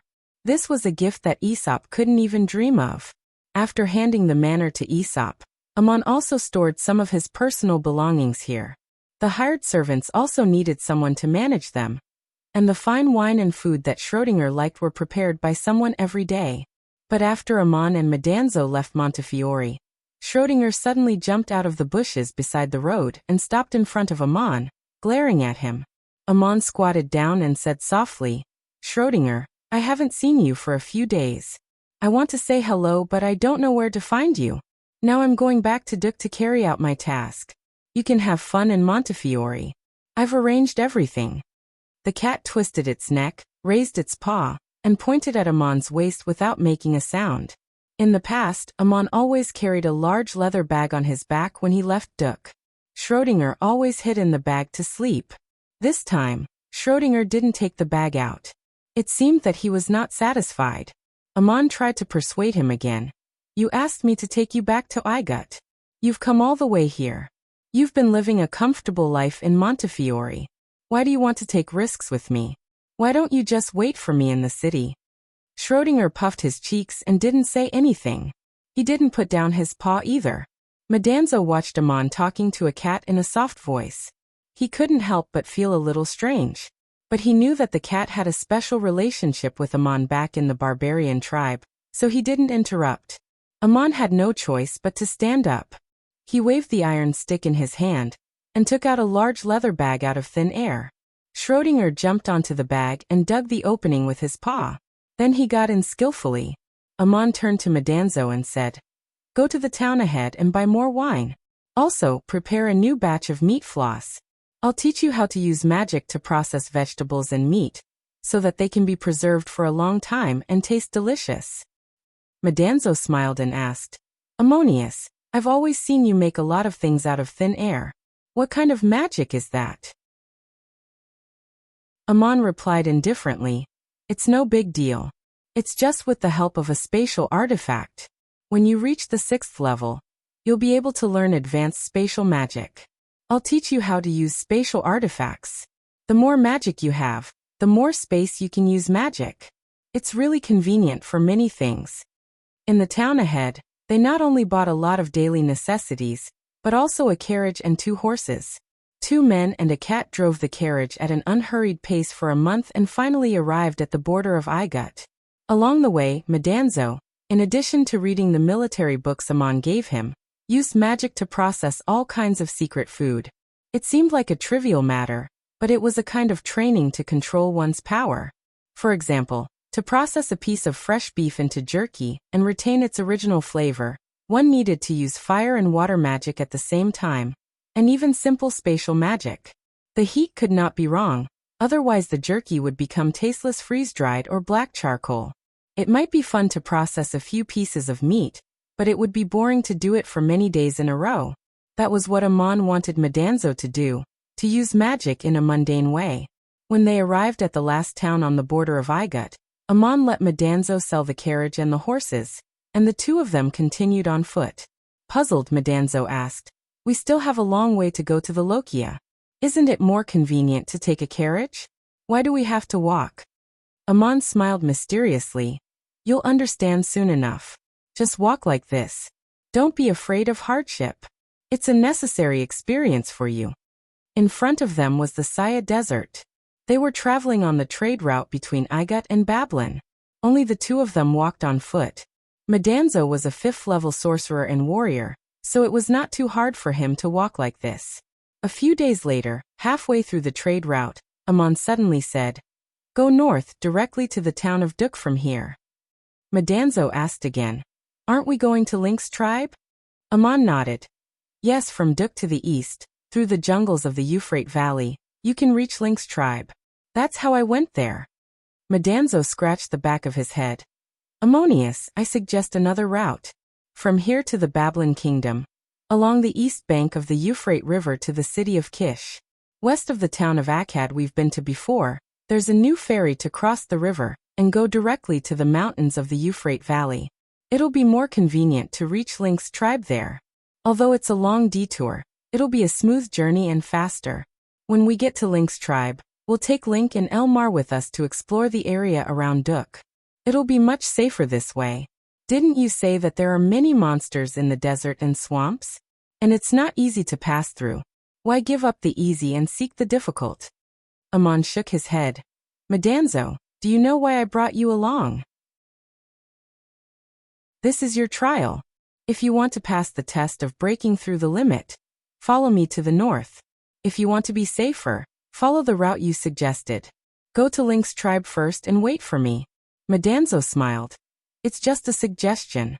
You're the god who guides me. We can go however you want. Ammon looked at Madanzo with a meaningful smile. Since you said so, you can't have any regrets. Let's make a deal first. If you encounter any trouble along the way, you'll be the first to act. If you can't handle it, I'll take action. Madanzo nodded. Of course. With me here, how can I trouble you, Ammonius? When they turned north and walked into the depths of the desert, Madanzo found that he was in trouble. Madanzo was not a pampered person. On the contrary, he could endure hardship very well. Otherwise, he would not have gone through the mountains to buy damask steel from Link's tribe. During this period of time, he was the chief steward of Montefiore, and lived a comfortable life. But at this time, walking through the desert on foot did not feel tiring. But there was always a limit to one's ability and will. Sometimes it was not that one did not want to persevere, but it was difficult to do so. Ammon suddenly sped up through the desert. Madanzo had to do his best to keep up. The temperature difference between day and night in the desert was huge. The scorching sun during the day was like a flame, and the cold air at night seemed to be able to freeze people. It was also abnormally dry. Ammon traveled day and night, regardless of the heat and cold. He used his iron staff to cast magic spells, and there was always a soft coolness wrapped around him. Schrödinger felt very comfortable in the leather bag, but Madanzo, who followed behind, was suffering. Amon only stopped twice a day. One time was to cook for Schrödinger, and he and Madanzo also ate their fill. The other time was to sit down at night to meditate and practice magic spells. After walking for 3 days, Madanzo's will and physical strength were almost at their limits. But since he had said it, he could only grit his teeth and follow Amon closely. On the 3rd night, the gods opened their eyes. After meditating and practicing magic spells, Amon said to Madanzo, "We won't hurry at night. You should have a good sleep today." He opened a tent. Chapter 105. A full moon shone on the silent desert. As far as the eye could see, there were only undulating sand dunes and boundless emptiness. There wasn't even a blade of grass, let alone people. Amon stood there with his hands behind his back and asked with a frown, "Did you hear anything?" Madanzo also frowned and listened attentively for a while before replying. There was a rustling sound and a slight buzzing, as if something hard was rubbing against the sand. But I couldn't tell where it was coming from. What did you hear? Amon waved his hand and took out a staff out of thin air. There were 7 parangons inlaid in a spiral shape on the body of the staff. It was the one he got from Abram Wellington. He handed it to Madanzo and said, "Take it, this staff is yours. Use detection magic to check the situation." Madanzo took it and said with surprise and joy, "Hey, isn't this the same as Link's staff? My Ammonius, you are so generous." Amon smiled bitterly. "Don't be too happy too early. Take the staff and prepare for battle. Don't you know the situation?" With this staff in hand, the power of detection magic multiplied by several times. He then exclaimed, "Not good, these sounds are coming from under the sand dunes. Countless scorpions are approaching from all directions. We are surrounded." As he spoke, Amon suddenly thrust the iron staff in his hand deep into the sand. A wave of impact rippled out and penetrated deep into the ground. He then shouted, "Madanzo, it's up to you now." Suddenly, countless black spots appeared on the pale white sand dunes around them. Looking down from the sky, the place where Amon and Madanzo stood became a white island in the black tide. That was the result of Amon's staff striking the ground and forcing all the scorpions to retreat from the ground. These scorpions were nearly a foot long.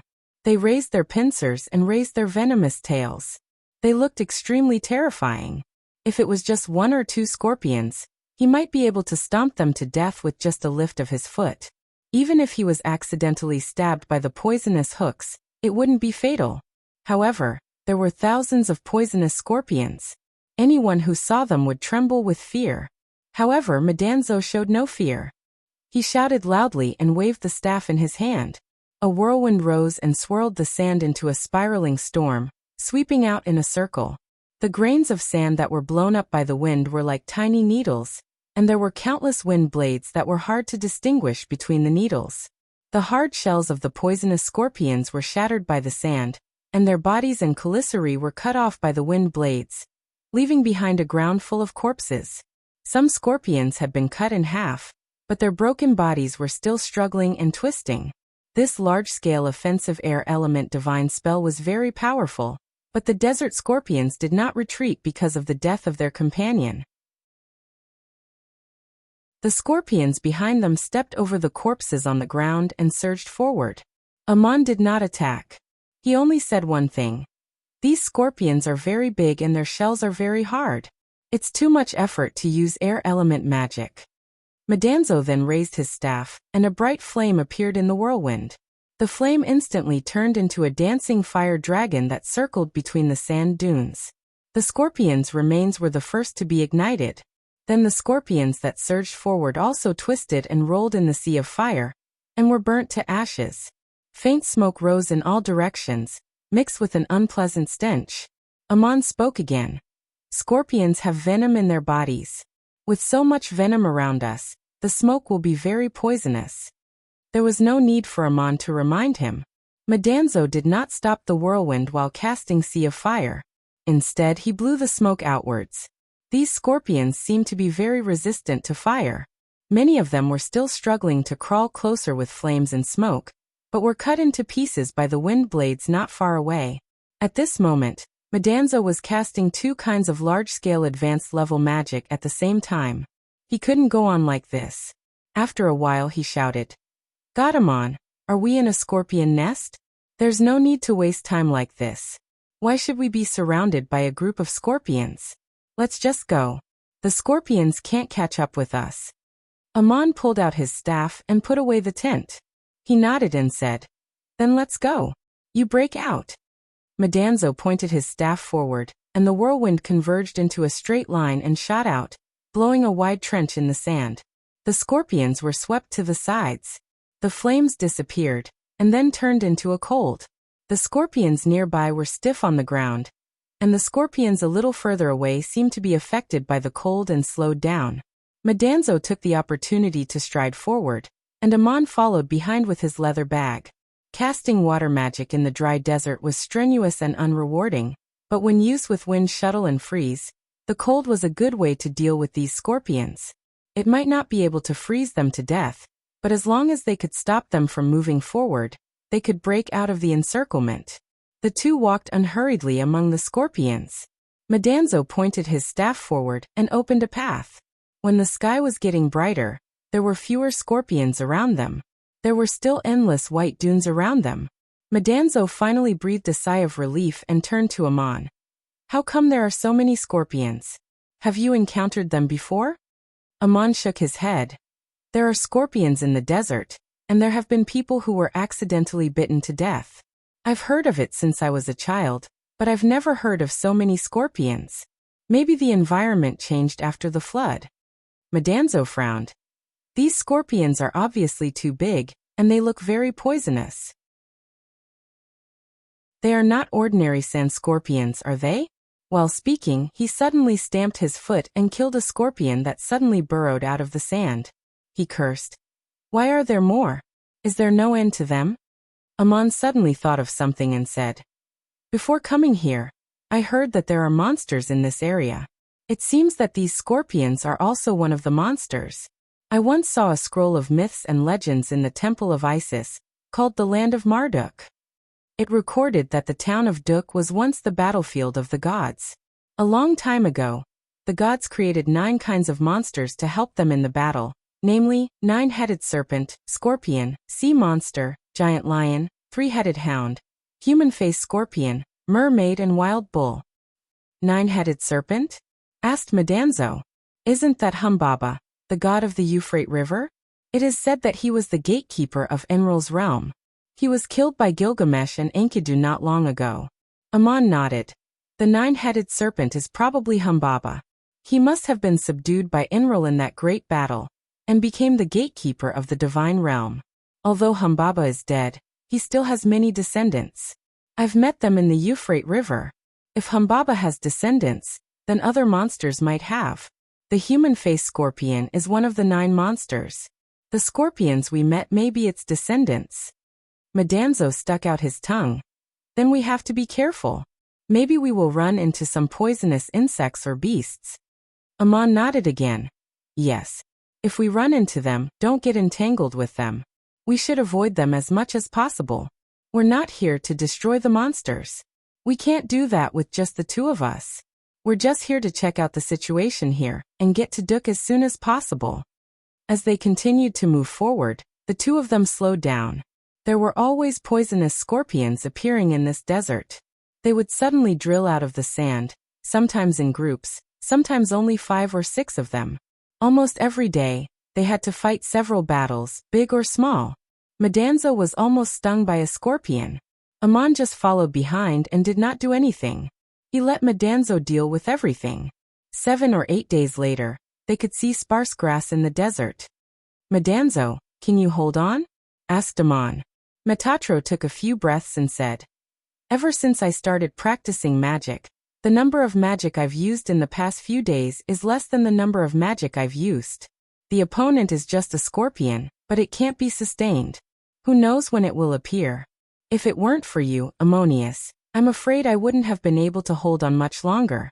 On the same day that Amon and Madanzo decided to turn north from the trade route, 3 people were having a meeting in the shrine of Saya Inral. They were an old man and his 2 young disciples.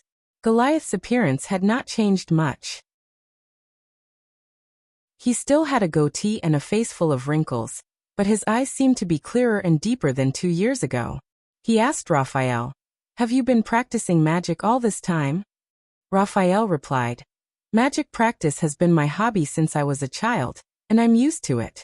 2 years ago, Master sent me to Duk to explore the terrain.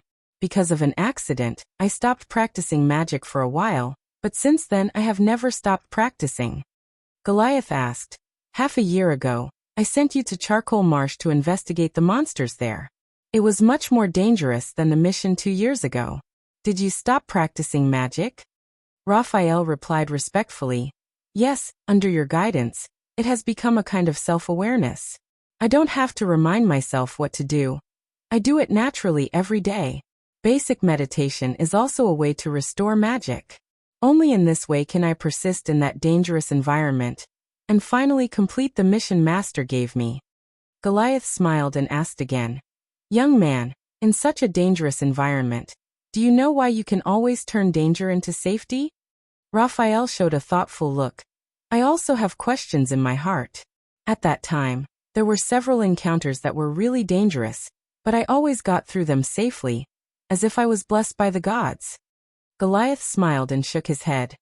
"Maybe you really got the favor of the gods, but the person who protected you at that time was Walter. I deliberately sent him to follow you secretly, but you didn't know." Raphael was taken aback. He stood up and said to Walter, "So it was you who protected me? Then you should have saved me several times. Why didn't you tell me?" Walter smiled slightly. "Master didn't let me tell you at that time." Raphael knelt down and saluted. "Even if you didn't tell me at that time, it has been half a year since I completed the mission, and you haven't mentioned it for so long. You have secretly saved me so many times, but I have never expressed my gratitude." Walter still smiled. "This is what I should do, and it is what I am willing to do. If Master didn't let me say it, then I wouldn't say it. Since Master has said it today, then I will say it. I am only completing the mission, and I don't ask for any gratitude. Of course at this moment, I also accept your gratitude. Get up, my brother." He pulled Raphael up. Goliath looked at Walter again and said, "This state of mind is very good. For the past 6 months, I deliberately did not tell you, Raphael, and you yourself did not take it to heart. Walter, have you ever thought about when you will become a supreme mage? I have taught many students in the Hittite kingdom, but the one who is most likely to become the first supreme mage is you." The 6th level mage Walter replied humbly, "It is not a matter of whether I want to or not.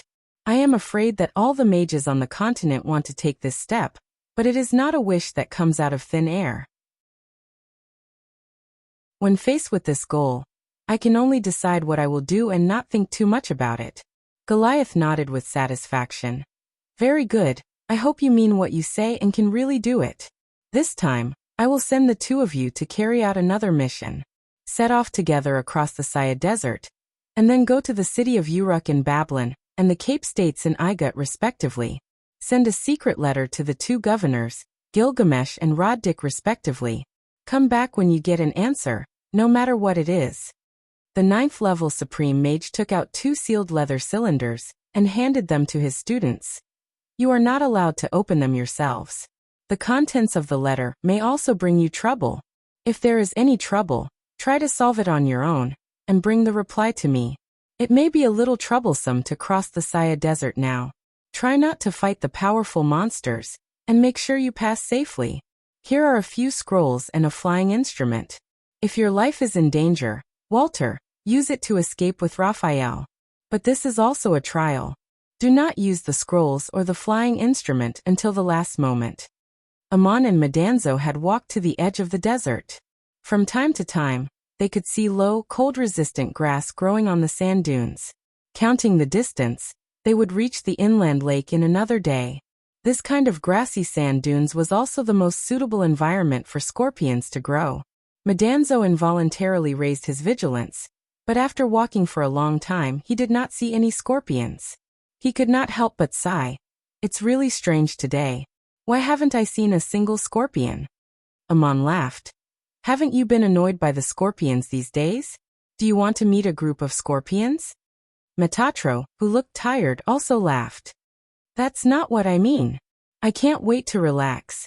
We've been on tenterhooks until now, but there's no movement at the place where we're most likely to encounter scorpions. It's better to have a good fight and get out of here quickly. Amon said, the most dangerous enemy is the invisible enemy.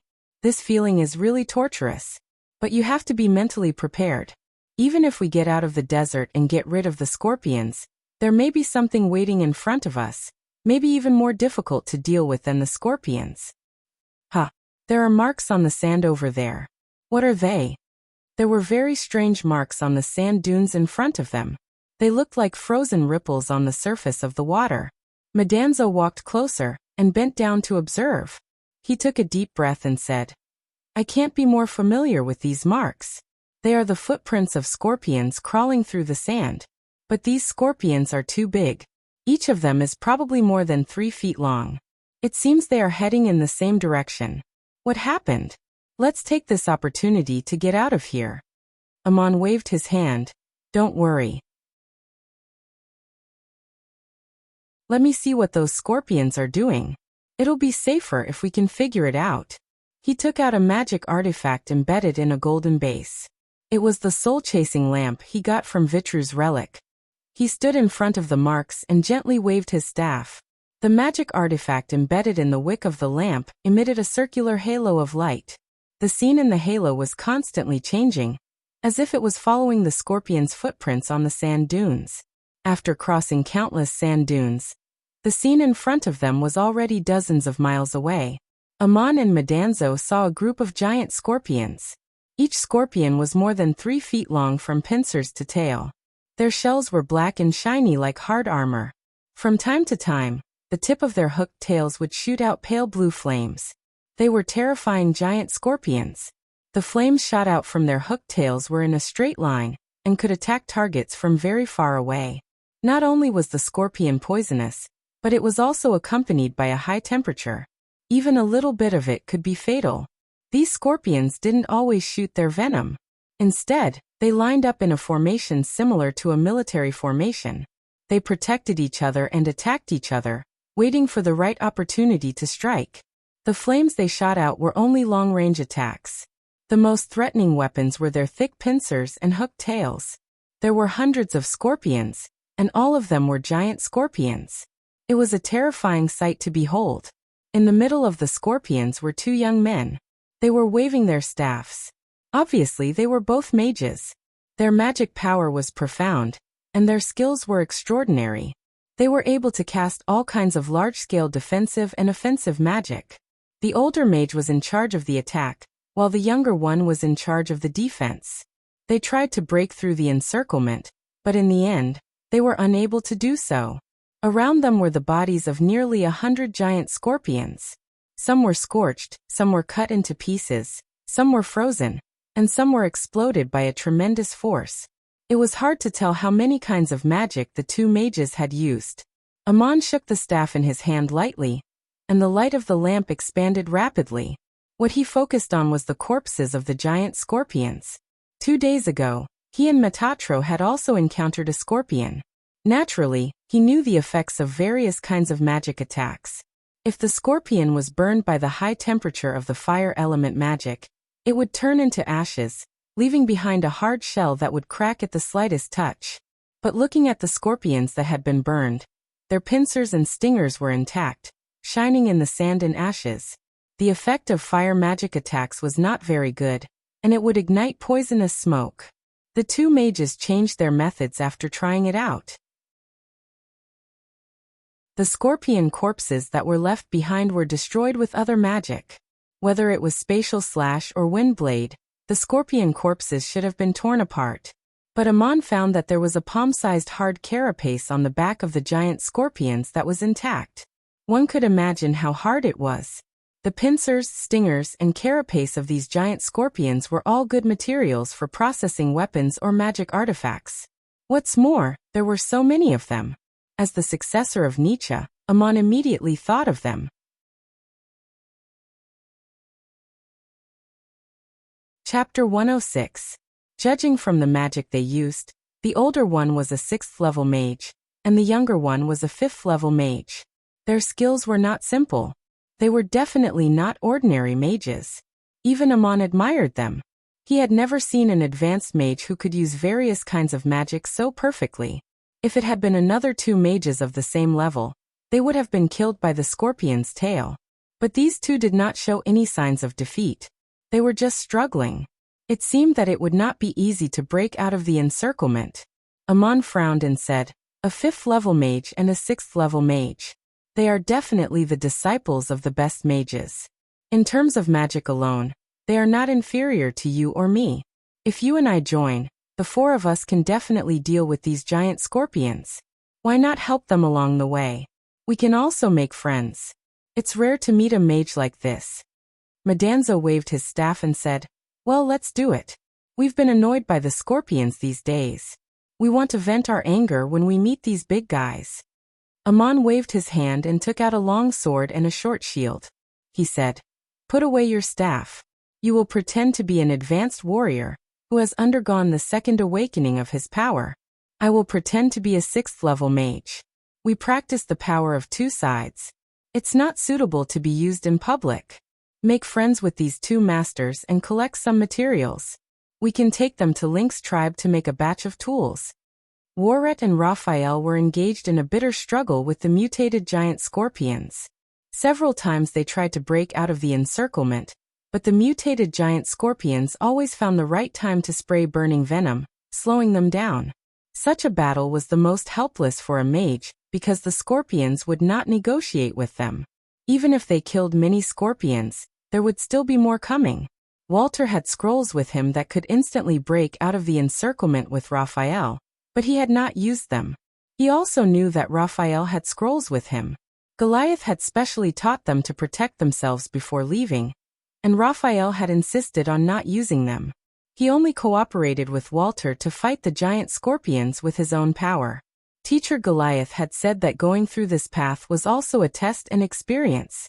Raphael rarely had this kind of experience. The young man did not know that he was on the verge of breaking through from the 5th level to the 6th level. Raphael was the nephew of the Prime Minister of the Hittite Kingdom.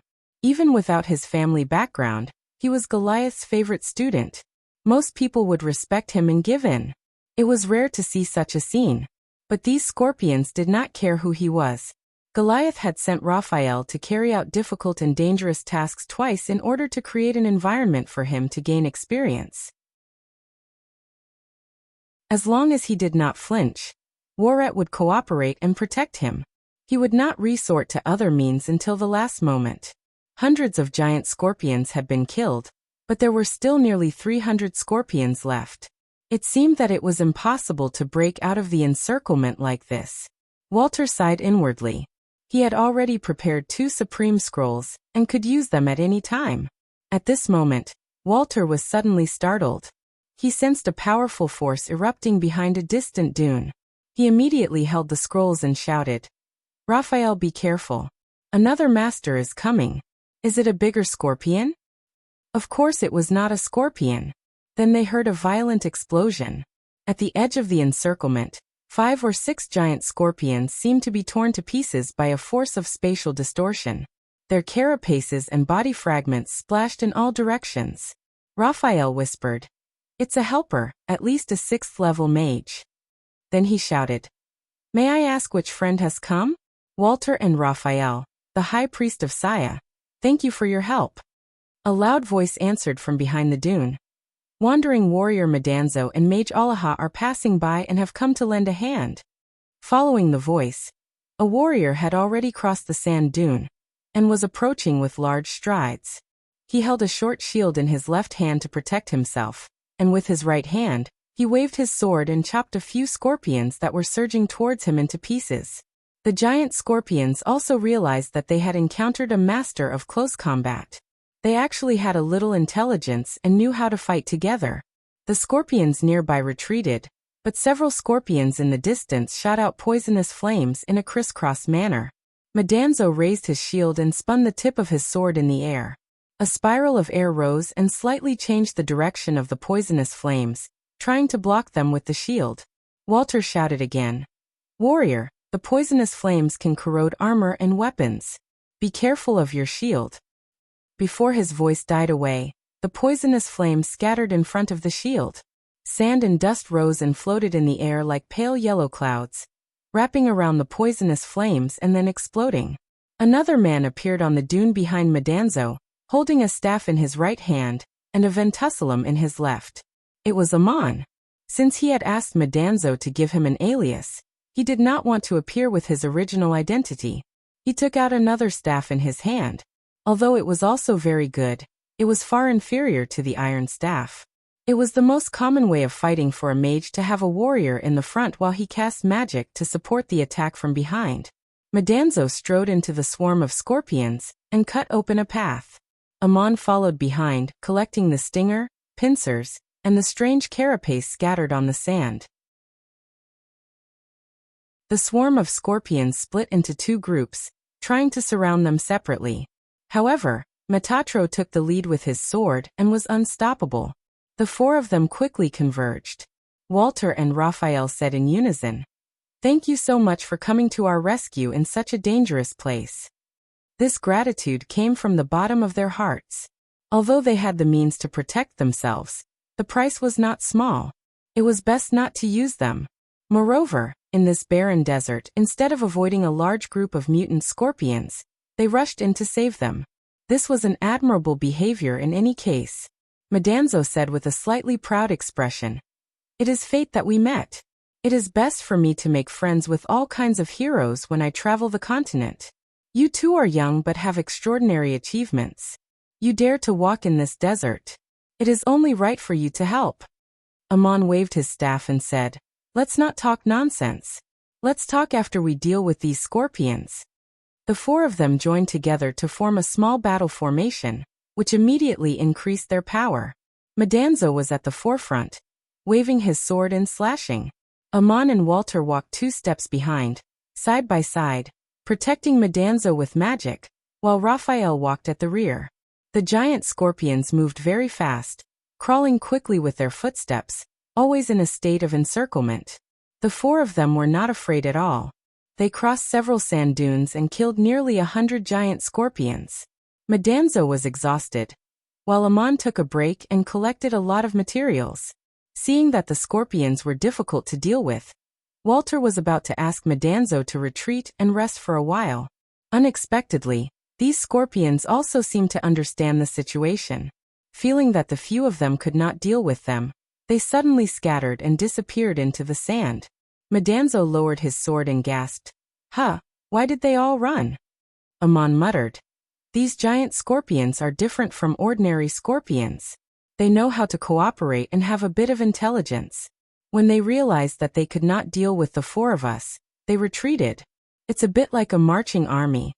Walter nodded.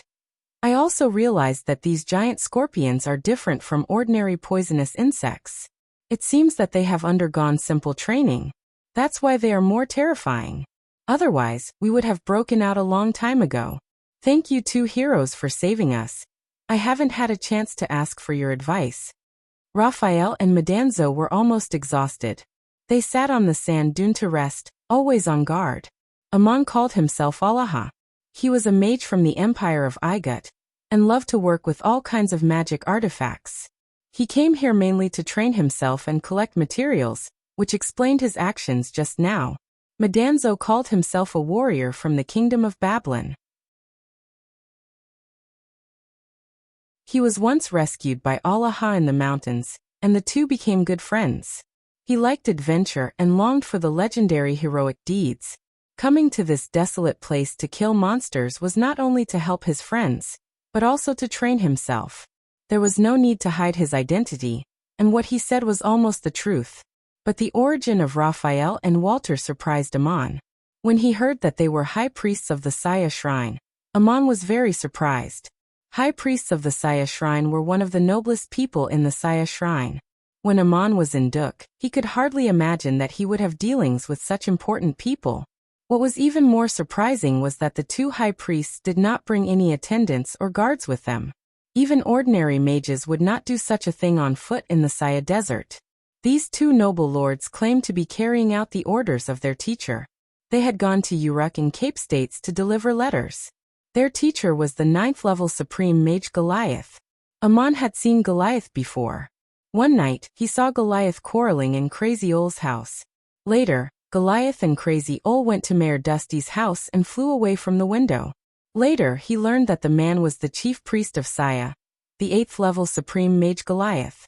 The next day, Mayor Dusty found an excuse to send Amon to Duk to avoid the disaster that followed.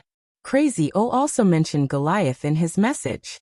He told Amon that if he encountered any trouble in the Saya, he could go to Goliath for help. This Supreme Mage was trustworthy. At least he would not harm Amon. Not many people could receive such praise from Crazy Ole. Amon did not expect to meet Goliath's students in the desert today. Indeed, a great teacher produces a great disciple. Goliath himself had advanced to the 9th level, becoming the top existence on the continent. Amon did not tell Walter and Raphael about his origins. He had nothing to ask Goliath for help at the moment. They chatted for a while. Amon also made a delicious lunch and invited everyone to enjoy it together. Raphael warmly invited Amon and Madanzo to visit Saya if they had the opportunity. He would definitely thank them well. Walter saw that everyone had rested enough. He got up and said, "Lord Allaha, you must be very rich to have such a spatial artifact. You are also an artifact maker. You must have all kinds of artifacts. But please accept this scroll. It's a token of my appreciation. It might come in handy when you're exploring the desert." Walter took out an intermediate scroll, Spatial Shackles, which Amon was very familiar with. He had used 2 scrolls himself. It was indeed a very practical auxiliary means of escape in dangerous situations. Amon could not refuse and had to accept the gift. Walter cautiously said, "Be careful in the desert. Don't get entangled with powerful poisonous insects and beasts. No matter how precious the materials are, they are not as valuable as your own life. The giant scorpions have retreated. Maybe they will summon more powerful monsters to attack us. We can't stay here for long. Let's go. Welcome to Saya." Amon's reaction was beyond everyone's expectation. He suddenly stood up and took out his iron staff out of thin air. He embedded the ventusselm into the staff in a blur. He said in a deep voice, "I'm afraid it's too late. Everyone be careful. There are powerful enemies nearby." Walter was shocked. He was already a 6th-level mage, and his reaction and experience were far superior to his peers. He did not expect that Amon's reaction was even sharper than his. Moreover, he took out such a magical staff. It meant that Amon did not use his full strength in the battle just now. Madanzo and Raphael had already jumped up from the ground with their weapons and staffs in their hands. Lead immediately sensed a strong sense of danger, and turned to look in the same direction as Amon. A strange scene appeared not far away. 3 sand dunes slowly rose up in front of them. The sand at the top kept leaking, and the sand at the bottom kept gushing out. The sand dunes rose higher and higher until they turned into the shape of a human. When the sand dunes stopped rising and all the sand fell, 3 monsters appeared in front of them. The one in the middle was a man, more than 20 feet tall. His upper body was in the shape of a human, but his hands had turned into a pair of huge pincers, and his lower body was in the shape of a scorpion. He stood on the sand dunes with 6 feet, and his tail was 30 feet long. At the end of the tail was a huge curved hook that looked like a spear. The monster's humanoid upper body was extremely muscular, and there were flame-shaped patterns on his cheeks. His eyes were completely dark brown, and there were no whites in them at all. He looked down at the 4 of them coldly. Walter gasped and subconsciously murmured to himself, "The legendary Scorpion King, the human-faced scorpion created by the gods." Amon said in a deep voice, "Don't panic. It's not impossible to fight 4 against 1. As he spoke, he not only took out his iron staff, but also 3 scrolls out of thin air in his right hand. He told the others not to panic, but he himself was not as calm as usual. He even said something wrong. Because they weren't fighting 4 against 1, they were facing 3 powerful enemies.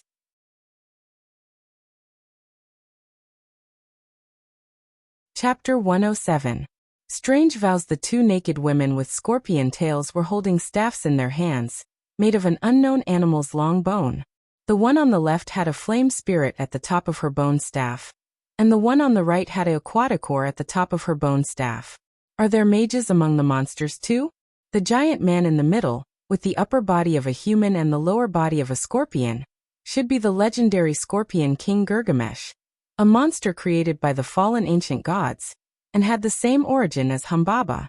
Unfortunately, and the others were not Gilgamesh and Enkidu, so it was almost impossible to kill Gilgamesh. Raphael quietly said to Walter through message magic, "The Scorpion King cannot be defeated.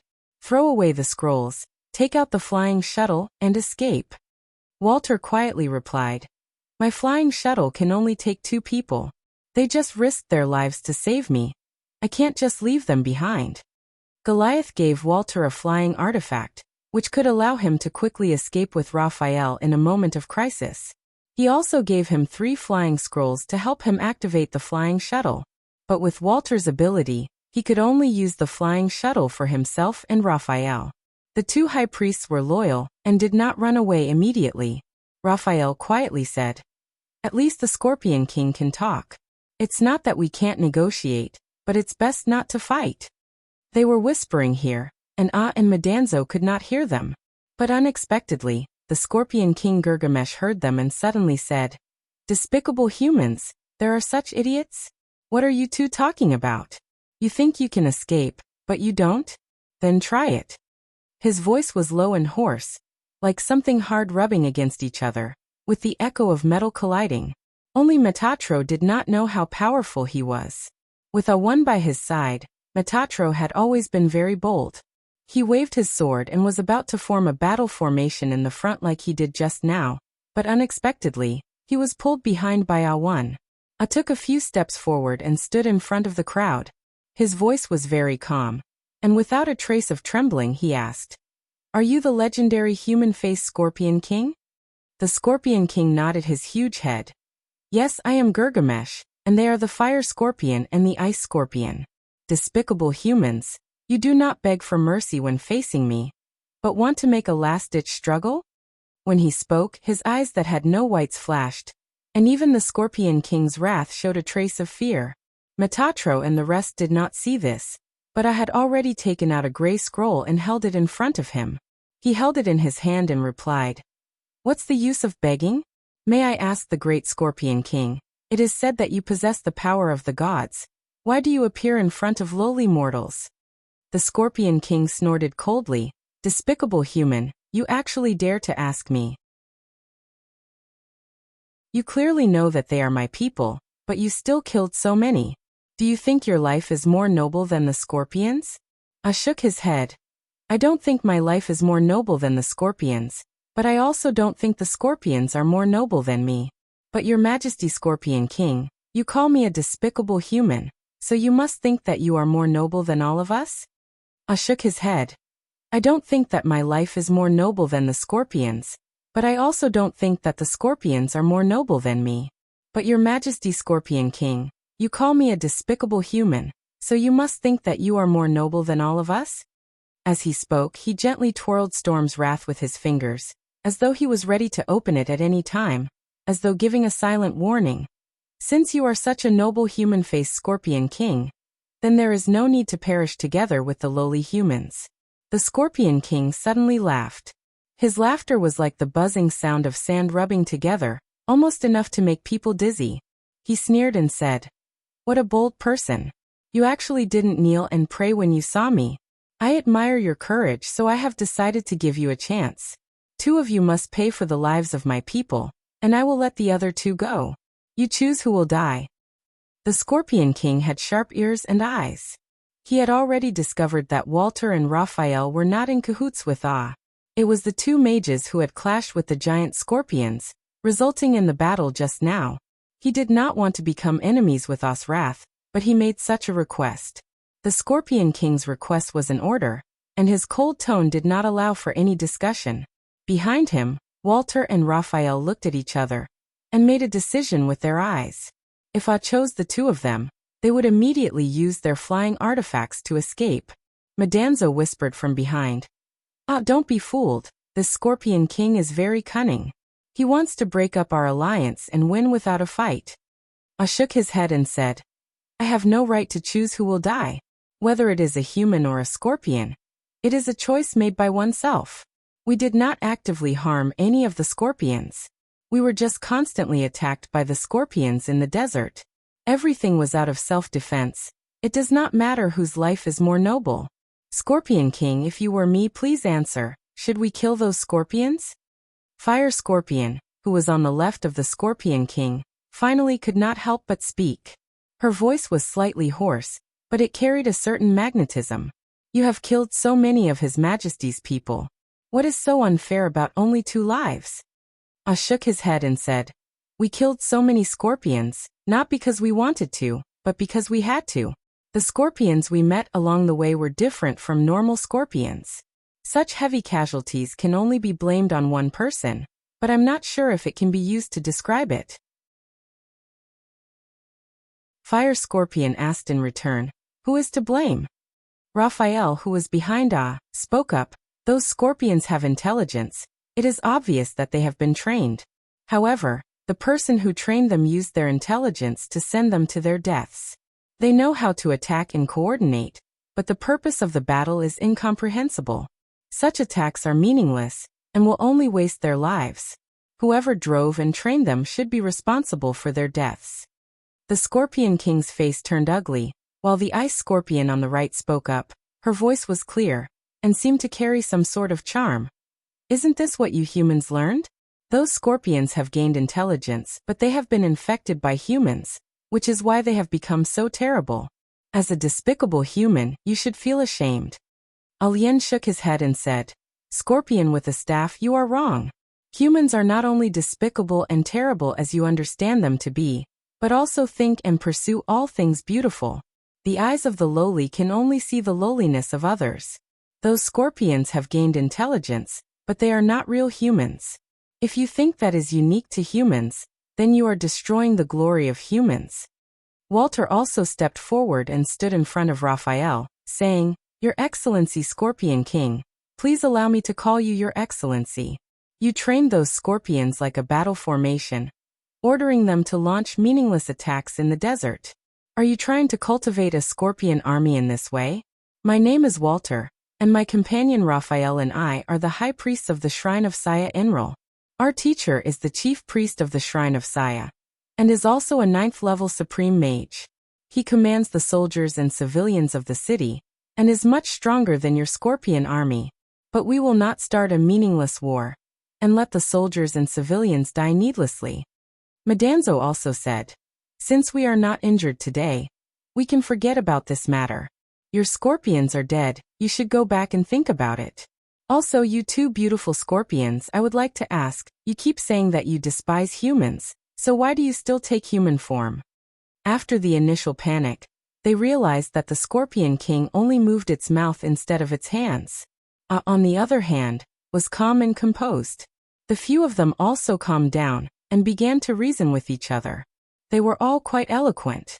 The Scorpion King's face was very ugly, and the flame-like tattoos on his cheeks changed color. Without waiting for the 2 scorpions to speak, he replied in a deep voice, This is not the appearance of a human, but the appearance of a god. Legend has it that the gods created humans in their own image. They have a godlike body, but foolish humans do not know how to cherish it. Ah said in a deep voice, We cherish our bodies, so we do not want to be hurt by your scorpions. Scorpion King, I would like to ask you another question. Is it possible that humans created gods in their own image? Do you know how to become a god, or do you want to become a real god? If that is the case, Your Majesty Scorpion King, how about we make an agreement today? Only understood that the Scorpion King did not attack, because he did not want to perish together with his enemies. Of course, he did not want to use the Doomsday Scroll, but it was not a good idea to be in a deadlock with this arrogant and powerful Scorpion King. He had to find a way for him to step down. Ah's words caused Walter and the rest to be dumbfounded. The Scorpion King's expression changed a few times, as though something was on his mind. After a long silence, he finally nodded and said, Interesting person, what is your name, and what agreement do you wish to make with me? I replied, I am Allah. The agreement is simple. As long as your scorpion army does not initiate an attack, me and my tribesmen will not harm your subordinates. The desert is not a suitable place for humans to live. If you wish to have your own divine realm, feel free to try. In fact, you should be glad that you met us and not Enkidu and Gilgamesh. Think about Humbaba's fate.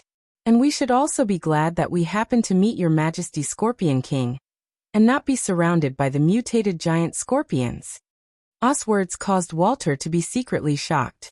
He also hurriedly said, I represent Saya to make the same agreement with your Majesty Scorpion King. Do you know that this desert is within Saya's territory? The Scorpion King narrowed his eyes and asked, High Priest, why don't you represent the Temple of Enlil? Walter shook his head and said, With my identity, I do not have that qualification. I can only represent Saya to make an agreement with you. The Scorpion King then asked how do I know who is your tribesman? Raised the iron branch in his hand and said, This is my staff. It's very special, you should be able to recognize it. If my tribesmen pass through your territory, they will carry this staff with them. The Scorpion King thought for a moment and asked, What if someone violates the agreement? I laughed. Then, mighty and noble Scorpion King, you can appear like a god and mete out punishment without suffering vengeance, hatred, or curses. In order to make the agreement official, we must all swear an oath. The Scorpion King let out another contemptuous sneer. Are human oaths valid? What kind of oath do you want to make? I replied unhurriedly. Your oath is that if you violate it, you will never become a god. My oath is that if I violate it, I will forever be a lowly human. Walter and the rest behind him had strange expressions on their faces. What kind of oath was that? It was absolute nonsense, and this Scorpion King's mind was indeed different from the average human. He actually nodded and said, The four of you must all swear the same oath. Only then will it work. Madanzo tried his best not to laugh, and pointed at the fire scorpion and the ice scorpion behind Then the three of you must also swear the same oath. Only then will it be fair. Unexpectedly, the Scorpion King straightforwardly said, All right, it's a deal. Walter and Raphael looked at each other, wanting to laugh but not daring to. Thus, the four of them and the three scorpion demons made their respective oaths. The Scorpion King waved his huge pincers, which turned back into human hands. His lower body also turned back into human form, looking completely like a muscular man. He pointed at and the rest and said, Please remember today's agreement and abide by your oath. Quicksand surged up and enveloped the three scorpion demons. The sand dune then calmed down, and the Scorpion King and his two subordinates were nowhere to be seen. Madanzo patted his chest and said, Allah, you're really amazing. You sent the Scorpion King away just like that? I thought you were going to stay here today. I had already kept his Tiamat's wrath, holding onto the iron branch with one hand. He turned to Madanzo and said, Quick, help me up. Madanzo quickly stepped forward to support one of us arms, and asked in surprise, What's wrong with you?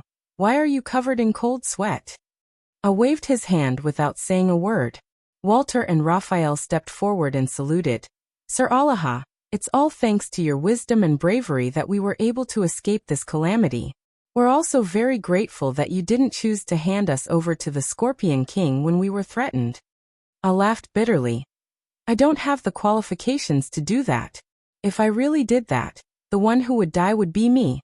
Let's go. Don't you still need to deliver the letter? It's better to leave this place as soon as possible. Walter nodded. We'll leave now. The two of you shouldn't stay for too long. I look forward to meeting you in Saya. He then threw out a shuttle-shaped artifact, which turned into a ship-shaped space that wrapped around himself and Raphael, as they flew into the sky. In midair, he unfurled a flying scroll, and the shuttle suddenly sped up and disappeared into the horizon. I looked at the direction where the shuttle disappeared and said, Those two are really not bad. They could have run away on their own, but they chose to stay and fight with us.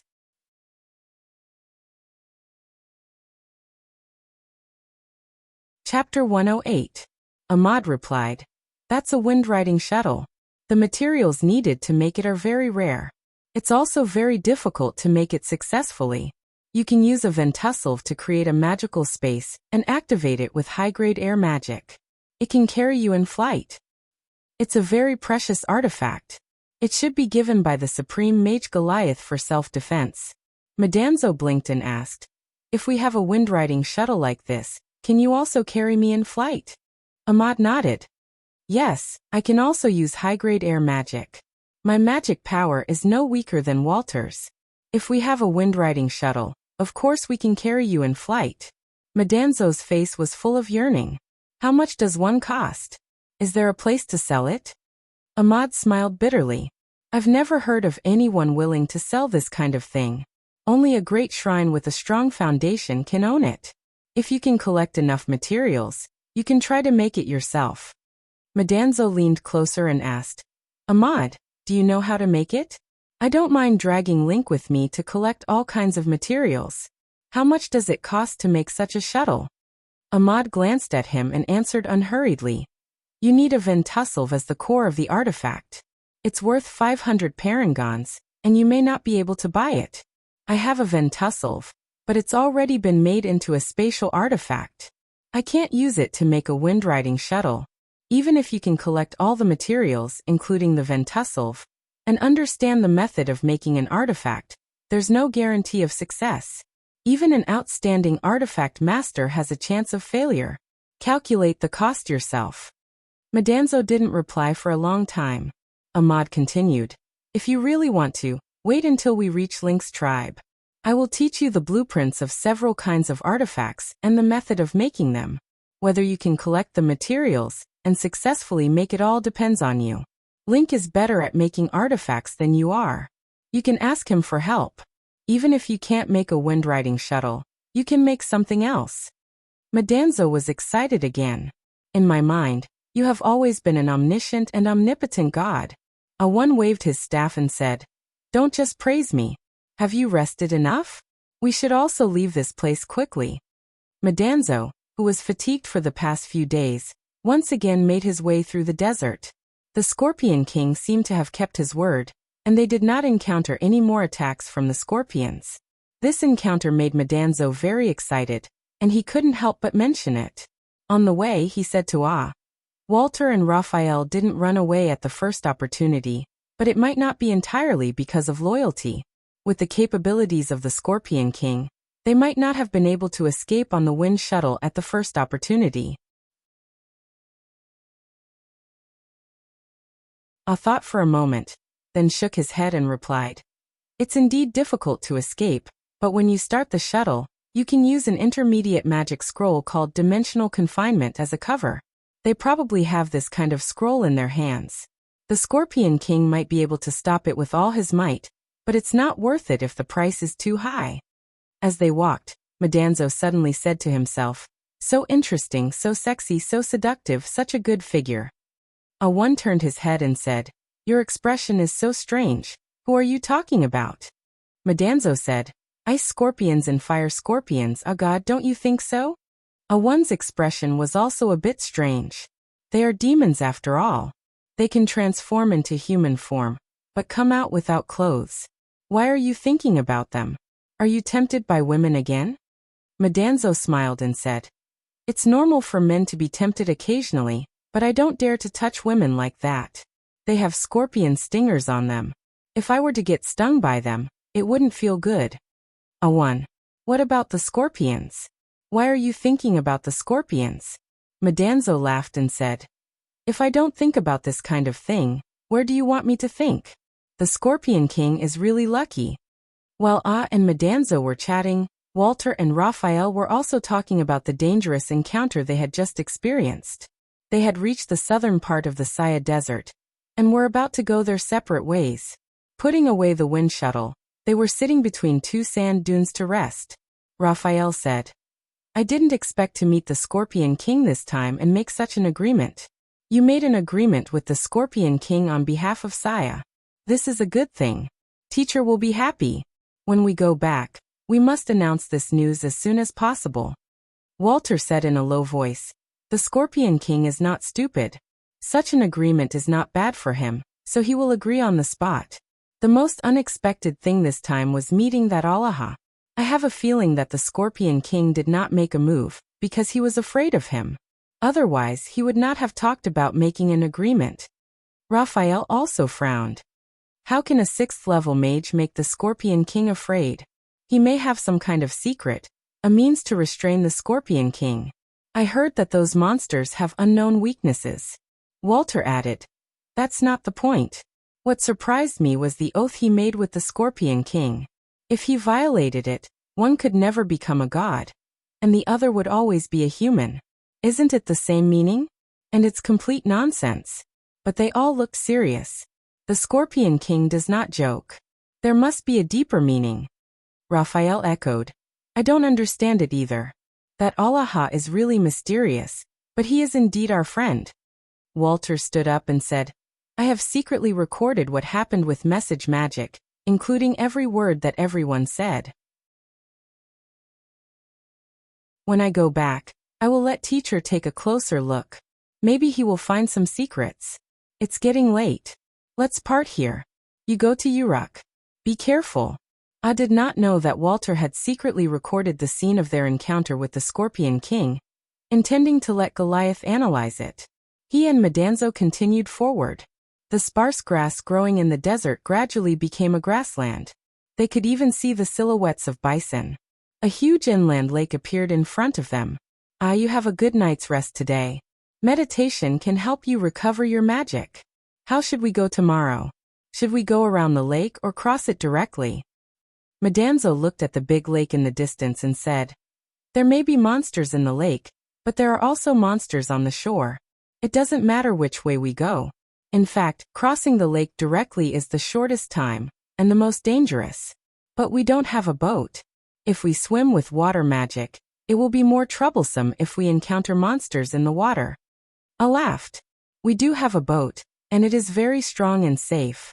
It can also cover us. It is safer than walking on land. Madanzo was surprised. Boat. Where is it? God, you are amazing. At this moment, Schrödinger suddenly poked his head out of the leather bag, stretched out his front paws and stretched out a long yawn, as if he had just woken up from a dream. A few days ago, when they encountered danger in the desert, and Madanzo did not notice, and the cat would call out in advance. But today, when they encountered a powerful enemy like the Scorpion King, it did not make a sound. Perhaps it was because of the strength of the Scorpion King, but Schrödinger felt that it did not matter whether he reminded it or not, or he did not want to appear in front of Walter and Raphael. It hid in the leather bag motionlessly as if it had disappeared, and only now did it come out. Madanzo was almost startled by it. He greeted half-jokingly, Kitty, long time no see.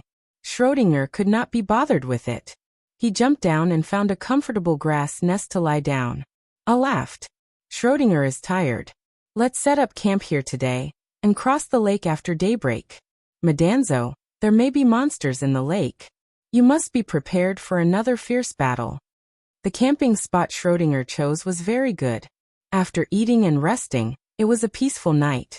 After daybreak, 2 people and a cat continued their journey. Not far ahead, they arrived at the place where I escaped from the underworld. At that time, it was Schrödinger who used unimaginable power to guide him, and the cat was exhausted and fainted for many days. Now that they were back in the same place, he and the cat were full of energy, a far cry from when they were in a sorry state. The destination of this trip was the disappeared town of Duk and the savages deep in the mountains. That was where he and Schrödinger used to live. Today they were going back again. Everything had changed so much that it made one feel endless sorrow. He was still the lonely traveler. Although he had lost his home, he still had everything in his heart. The experience of traveling the continent had given him more depth. It was not that one could not look back in life. The same scenery could always be lingered on, but it depended on whether one could read more from it.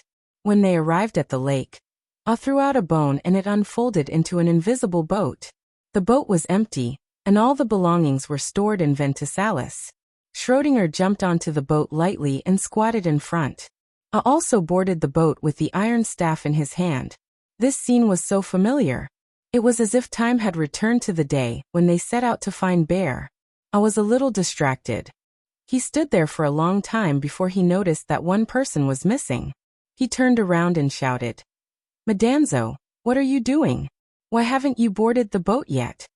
Madanzo was dumbfounded. He stood there for a long time without saying a word. He even forgot to open his mouth. Only when he heard us call did he come back to his senses. He exclaimed, "My God! What kind of artifact is this? It's so much more amazing than the wind-riding shuttle." I waved his hand and said, "Don't ask what it's called. For me, it's my life. Come on, pick up your staff. Today, you will be in charge of steering this boat across the lake." Madanzo jumped onto the boat and waved his staff nervously to control this invisible space. When I was still a level 3 magician, he could control the invisible boat very smoothly. Now that Madanzo had reached the peak of level 5, he quickly mastered the trick. This invisible boat was very easy to control. It was simply the most magical artifact in the world. It glided across the lake like a flying fish. Madanzo gradually felt high-spirited as he steered the boat. He shouted to I excitedly, "My God! Can this boat of life fly?" I replied, "In theory it can fly, and it's much easier to control than the wind-riding shuttle. However, the space it has to spread out is very large. And the law of space is also very large. With my current strength, it's still very difficult for me to make it fly." Madanzo waved his staff and said, "I feel like it's about to fly. This feeling of riding the wind is really satisfying." He deliberately controlled the boat to float on the surface of the water, drawing all kinds of curves like a bird flying freely in the sky. I also felt that it was fun, so he smiled and said, "Be careful, there might be water monsters in the lake." The invisible boat sailed across the blue lake, rippling in the water. The water was very clear, and from time to time, a variety of large fishes could be seen swimming in the water. The wind wasn't strong, and there were a few cotton-like white clouds floating in the sky. In the distance, there were grasslands and mountains. In fact, the mountains were very far away. After crossing the lake, there was still a few hundred miles, and climbing up the mountains was the majestic Saya Plateau. The grasslands only surrounded the lake, and further away was the invisible swamp and forest where monsters roamed. When they reached the center of the lake, they could feel that the water was obviously cold, and there were almost no schools of fish. Madanzo exclaimed in surprise, "Why are there no monsters in the lake? I still want to show off my skills with this magical boat." Before he could finish, he heard Schrodinger's lazy cry. Then a few large fishes leaped out of the lake, splashing up a lot of water as they fled in panic. Ai tapped his staff and said, "As you wish. Get ready to show off your skills." Madanzo also sensed a powerful force in front of him. Just as he raised his staff, a white line appeared on the surface of the water, and a huge tail suddenly flew out. The tail was as thick as a man, and was covered with dark green scales. It swung out from the water, but it didn't cause much noise. In an instant, it arrived above the invisible boat. Ai was familiar with this scene. He had seen it before on the Euphrates River. He shouted, "This is the descendant of Humbaba, be careful." Even without Ai's warning, Madanzo had already made his move. The huge tail stopped in midair, emitting a sound like shattering glass. A translucent ice shield suddenly condensed in midair, disintegrating under the powerful impact. Ai was indeed a disciple of Ai's sect. Ai had also used this defensive technique on the Euphrates River. Forming an ice shield on the surface of the water was the fastest method. As the ice shield shattered, Madanzo's right hand had already unsheathed his longsword. He leaped into the air and slashed out. This reaction was the same as Ai's, except that Ai's weapon was an iron staff, while Madanzo's was a warrior's sword. The sword landed solidly on the snake's tail. The power of this strike could even split a rock in two, but only a few palm-sized phosphorescent flakes splashed off the snake's body. Yellow ripples spread across the snake's body, and it actually withstood the full force of a 5th-level warrior's strike. Two massive forces collided in midair, and Metatro was forcefully smashed down. The entire invisible ship sank downwards, parting the surface of the water as it was pushed back nearly 100 feet by the impact. Ai shouted, "I told you this is the descendant of Humbaba. It's extremely strong in the water. You can't take it head-on. Madanzo steadied himself and shouted. Is it also a 9-headed snake? You can't even chop off the tail. It's not easy to chop off all 9 heads. Ai replied. It's a 1-headed snake. Humbaba is a 9-headed snake. Do you think you can show off when you meet me? Body arts to defend, divine arts to attack. Let me see how far you've trained in the power of the 2 sides. The giant tail had already retracted into the water. A loud, strange sound came from the depths of the lake. It sounded like muffled thunder, like a cow's roar. 2 huge ugly heads popped out of the water, their jaws wide enough to swallow an adult. Their purple tongues were like blood-stained chains, and their bowl-sized eyes were filled with rage. It was obvious that Madanzo's strike had hurt them. Madanzo shouted. Ai, there's 2 of them. Ai shouted. Not 2, it's a 2-headed snake. Madanzo said. Didn't you say there's only 1 head? Ai shouted. Cut the crap. You're no match for it in the water. Hurry up and get on shore. Madanzo didn't have any other problems, but he was talkative. At this time he was still in the mood to talk to Ai. As he spoke, his hands were not idle. As soon as the snake's head appeared, he quickly steered the invisible ship to retreat. They were in the middle of the lake, so it didn't matter which direction they fled in. But as soon as the ship started moving, there was a huge movement behind them. The water surged up like a mountain, and countless condensed ice came crashing down. Madanzo shouted and waved his staff to the left. The surging lake seemed to be flattened by a giant hand in an instant. The ship forcibly slid a few hundred feet to the side, and was not directly smashed into the bottom of the lake by the giant wave. The edge of the giant ice still swept the invisible ship, and there was a rumbling sound. Fortunately, it was a spatial artifact. If it was a real ship, it would have been smashed. The ship shook violently and Schrödinger, who was squatting at the bow, bounced a few times. He turned back and glared at Madanzo with dissatisfaction, as if scolding him for being too weak. Looking at the cat's appearance, it didn't seem to be afraid at all. Madanzo wasn't in the mood to bicker with the cat. He didn't even have the time to be long-winded. After the giant wave surged up, the thick snake tail once again emerged from the water. The body of this 2-headed strange snake was actually so huge.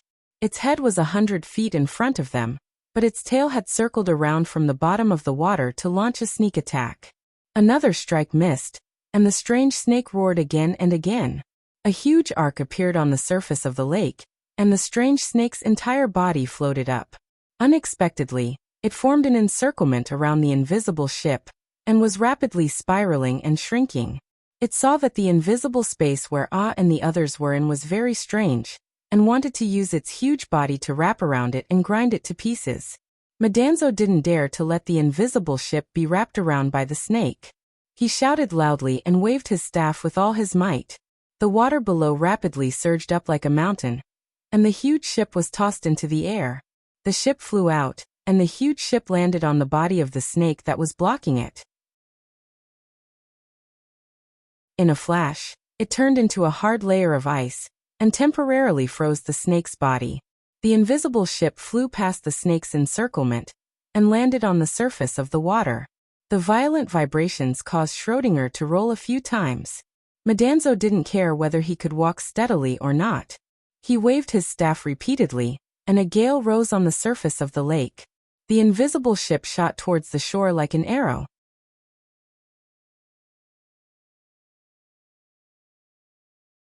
Chapter 109. The 2-headed serpent was obviously enraged.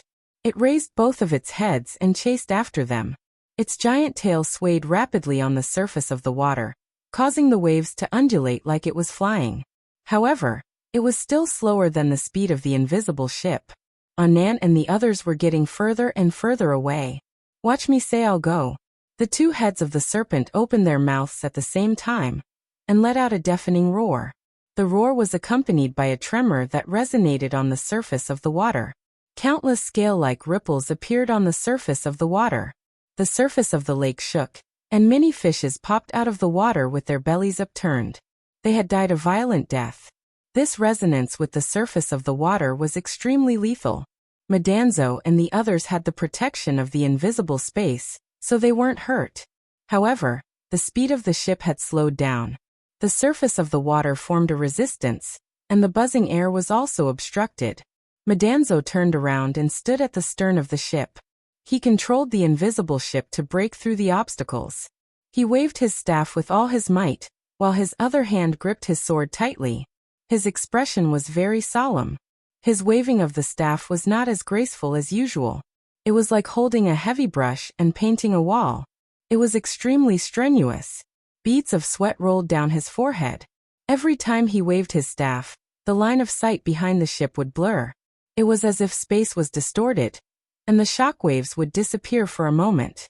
The invisible ship suddenly accelerated forward. Using spatial magic to obstruct the pursuit of the serpent was indeed the most effective method. However, the power of the spatial law was quickly dispersed by the shockwaves. The two-headed serpent was still closing in. A gang had just broken through from the 4th level to the 5th level. He hadn't had the time to train his true strength. When he encountered the serpent in the Euphrates River, he wasn't a match for it at all. He had to use a scroll to deal with it. Now that Madanzo had reached the peak of the 5th level, and he had the protection of the mysterious invisible ship, as long as he didn't make any mistakes, he should be able to put up a good fight against the serpent. But today, the two-headed serpent was obviously much stronger than the one he encountered in the Euphrates River. Gang could see clearly that even if Madanzo had reached the peak of the 5th level, he still wouldn't be able to deal with the serpent. It was already very rare for him to be able to test out the monster snake's strength, and keep playing with it until now. Quiet took out the god's tear and quickly embedded it at the top of the staff. This was the first time he had used the god's tear on a staff. The iron branch staff was finally able to unleash its full power. Looking at the strange snake, it was already very close. Its two huge heads, one on the left and one on the right, formed a pincer attack dozens of feet away. Its eyes were very strange, with one eye on each head being black, while the other was bluish-green. Madanzo shouted, "Ah God, I can't hold on much longer. This strange snake is so strong, how can it know magic? Could it be that it also knows the power of two sides?" Awui was not in the mood to be long-winded. She suddenly shouted, "Stop the boat." Madanzo waved his staff with all his might, and a spatial rift appeared in front of the giant snake. He no longer urged the invisible ship to fly away. The ship continued to drift forward, slowing down on the trembling surface of the lake. The serpent's roar shattered the distorted space, and two heads emerged from the chaos. The scales on the serpent's neck were glowing, yellow and green, as though it was about to cast some kind of divine spell. Just at that moment, a golden light scattered in the air, accompanied by a chant. Strength comes with a strong heart. Who is it that struggles before faith? Who thinks he has broken free from the cage, only to be chained? This was a magic of the Temple of Isis, called the Golden Chain. It was actually a very mysterious high-order spatial magic. Its effect was similar to the advanced magic spatial shackle, but its power was more mysterious and powerful. It was not Crazy Ol who taught it to him. A fan had secretly learned it from the ancient books, and he was able to cast it with ease with the iron staff. The golden light condensed into invisible shackles, binding the two huge heads of the giant snake. The snake struggled on the surface of the water, but its neck seemed to be tightly gripped by two invisible giant hands. Leaped high into the air and waved his staff. Don't forget that he was a level 6 warrior, and his staff was also a weapon. Jumped more than 30 feet high, and his staff heavily hit the junction between the two necks and the snake's body. But there was no splash of snake phosphor, not even a sound. A violent shock wave spread along the snake's body, as if someone had used a sledgehammer to crack open a mining core. It reminded people of the skills of Duk miners. The impact of the staff was really strong. O's body was bounced back and fell back on the ship. The huge invisible ship was thrown back dozens of feet. The 200-foot-long snake's body froze for a moment, as if it was temporarily paralyzed by the shock wave. O's staff could not kill the two-headed snake, and he did not even want to hurt it. He just froze the snake for a moment. A returned to the ship and flicked his staff upwards. The lake water rolled up and encircled the snake's body, forming a huge ice shell. The ice was thick and solid, forming almost instantaneously along with the surge of water. But it did not directly wrap around the snake's body. There was a layer of space between the ice and the snake's body, and a layer of flame rapidly ignited on the snake's body. The flame was light red at first, but quickly turned blue and white, and finally became light gold. A scorching heat wrapped around the ice, but the direction of the flame was directed towards the snake's body. The heat drilled into the scales, and unexpectedly did not melt the outer layer of ice. The two-headed snake hissed in pain, frantically twisting its body. Cracks appeared on the huge ice shell. The flame suddenly disappeared, all drilled into the scales. Cracks appeared on the ice shell due to the snake's struggle, but these cracks quickly mended. The huge ice shell rapidly grew inwards, thickening and finally completely enveloping the snake's body. The snake's body emitted a radiance, dark brown and dark blue, constantly flickering, as though it was resisting the scorching heat with some kind of magic. But in the instant that the ice shell grew and enveloped the snake's body, a series of explosions rang out. The scorching heat and cold clashed, and the ice inside the snake instantly melted into steam. The huge pressure caused the snake's body and ice shell to explode. The snake's scales flew everywhere, and its blood was a mess. But it was still struggling madly. Ah shouted and quickly waved his staff. His movements were very strange. The space around the snake's body twisted and blurred, and countless twisting cracks appeared. Following the explosion of the ice shell, the spatial rift also split apart. The monstrous serpent's body finally broke into pieces, transforming into indistinct bloody fragments that floated on the surface of the lake amidst the crushed ice. It was finally annihilated. Madanzo sat down on the ship and sighed in surprise. "Oh God, you finished it in one move. What kind of magic was that?" I replied, "Song of Ice and Fire." He waved his staff and used Ventussel to collect all the snake's scales and bones, including 2 tendons and 8 fangs. Madanzo was surprised. "I've never heard of it before." I replied, "I've never heard of it either. I only saw it in a scroll. The scroll was condensed from the writer's mana, and I learned it from the scroll. The snake is dead. Let's continue to the other side of the lake. Don't disturb me for now." I placed his magic staff flat on the deck, as he shut his eyes and entered into a deep meditative state. It was as though he had turned a blind eye to the tragic aftermath of the battle, as though he hadn't made a move at all. Madanzo was puzzled, but he couldn't ask any questions.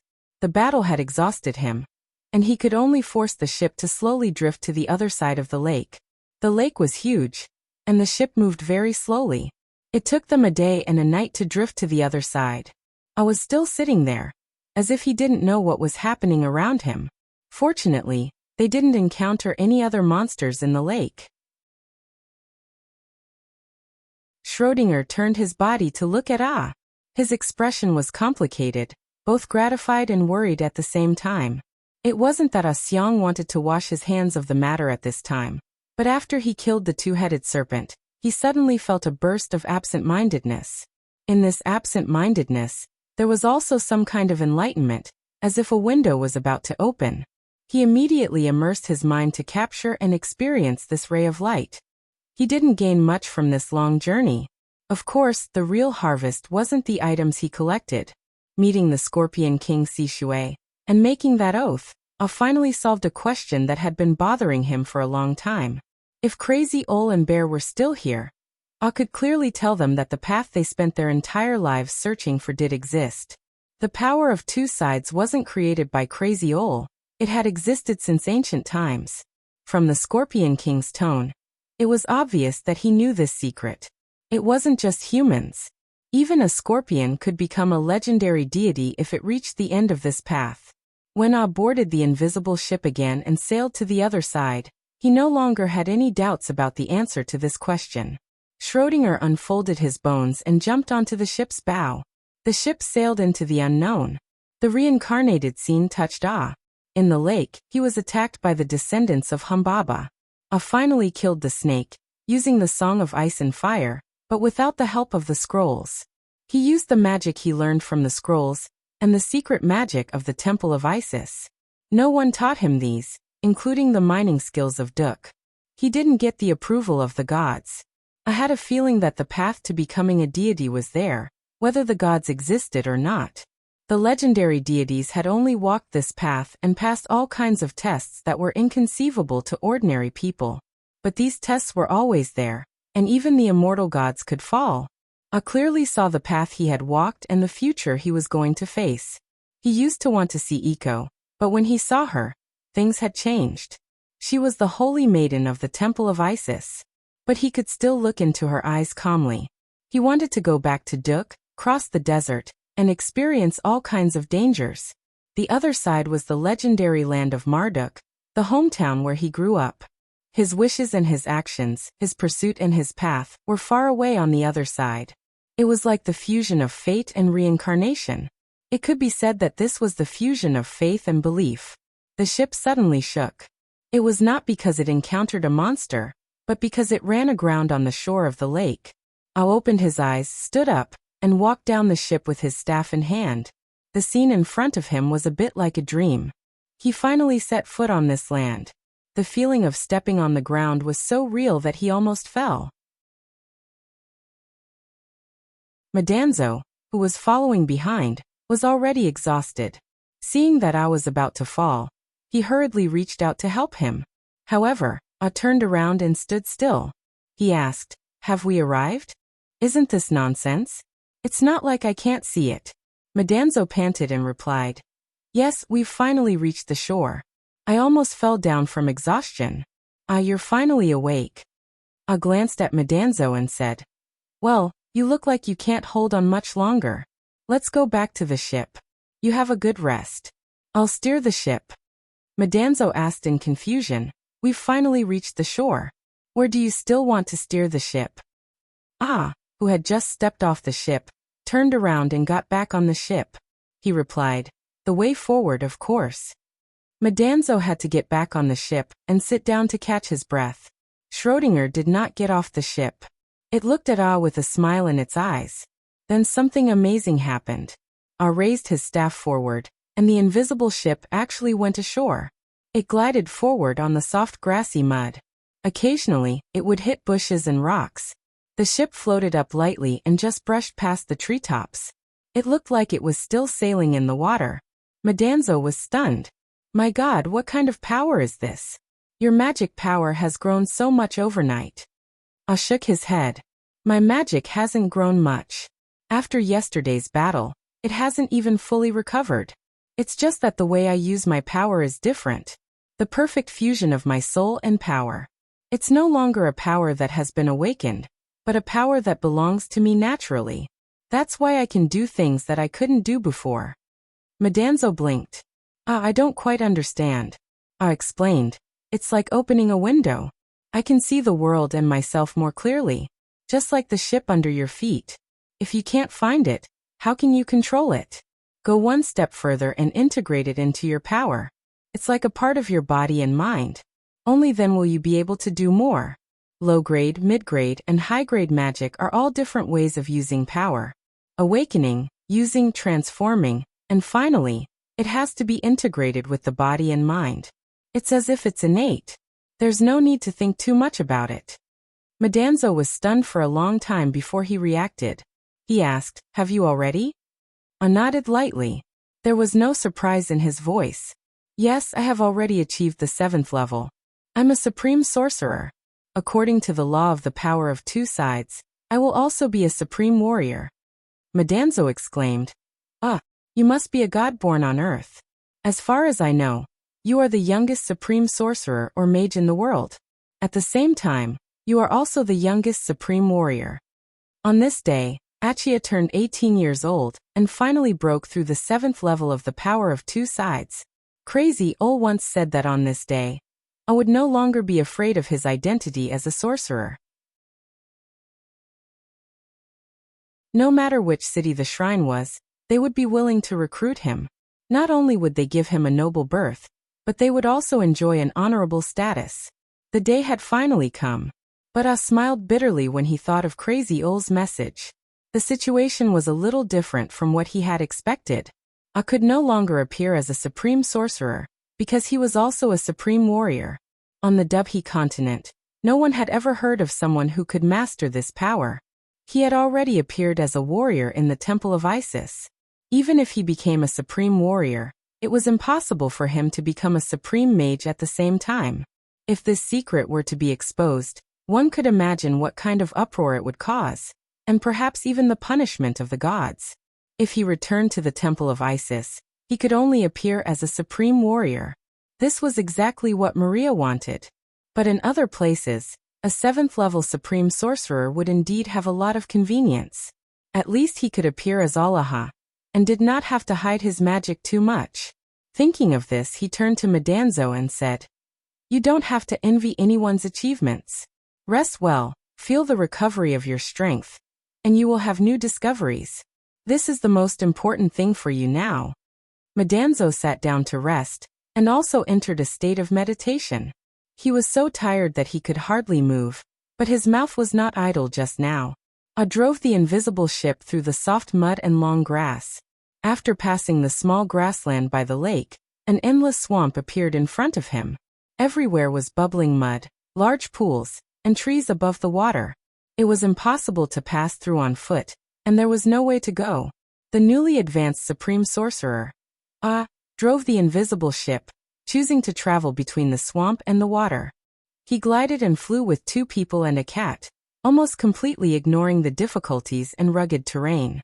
I was also familiarizing himself with the power that had just integrated into his body and mind. Although it was not strong, it was a completely different feeling. He seemed to have entered a new world, and the world in front of him was exactly the lost home he wanted to find. And Madanzo did not say a word, but Schrödinger yawned and meowed twice in dissatisfaction. I thought that another monster had appeared, but after activating detection magic for a long time, he did not find any movement. Schrödinger raised his voice and meowed twice, and then he reacted and said, "Oh, I'm sorry, it's been 2 days and 1 night. I only cared about the journey and forgot about other things. Don't worry, I'll find a place to stop and give you some good wine. You've worked hard these 2 days." I was already a rare supreme sorcerer and supreme warrior on the continent. No matter which identity he appeared in, he would enjoy a respected status wherever he went.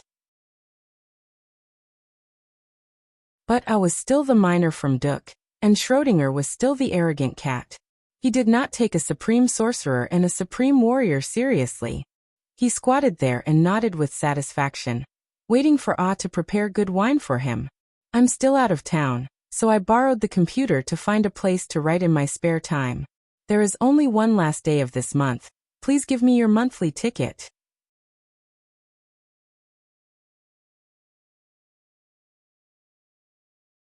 Chapter 110. Within the swamp, there were patches of land protruding out of the water. Treading on it wouldn't sink, and lush vegetation grew over it like isolated islands of varying sizes.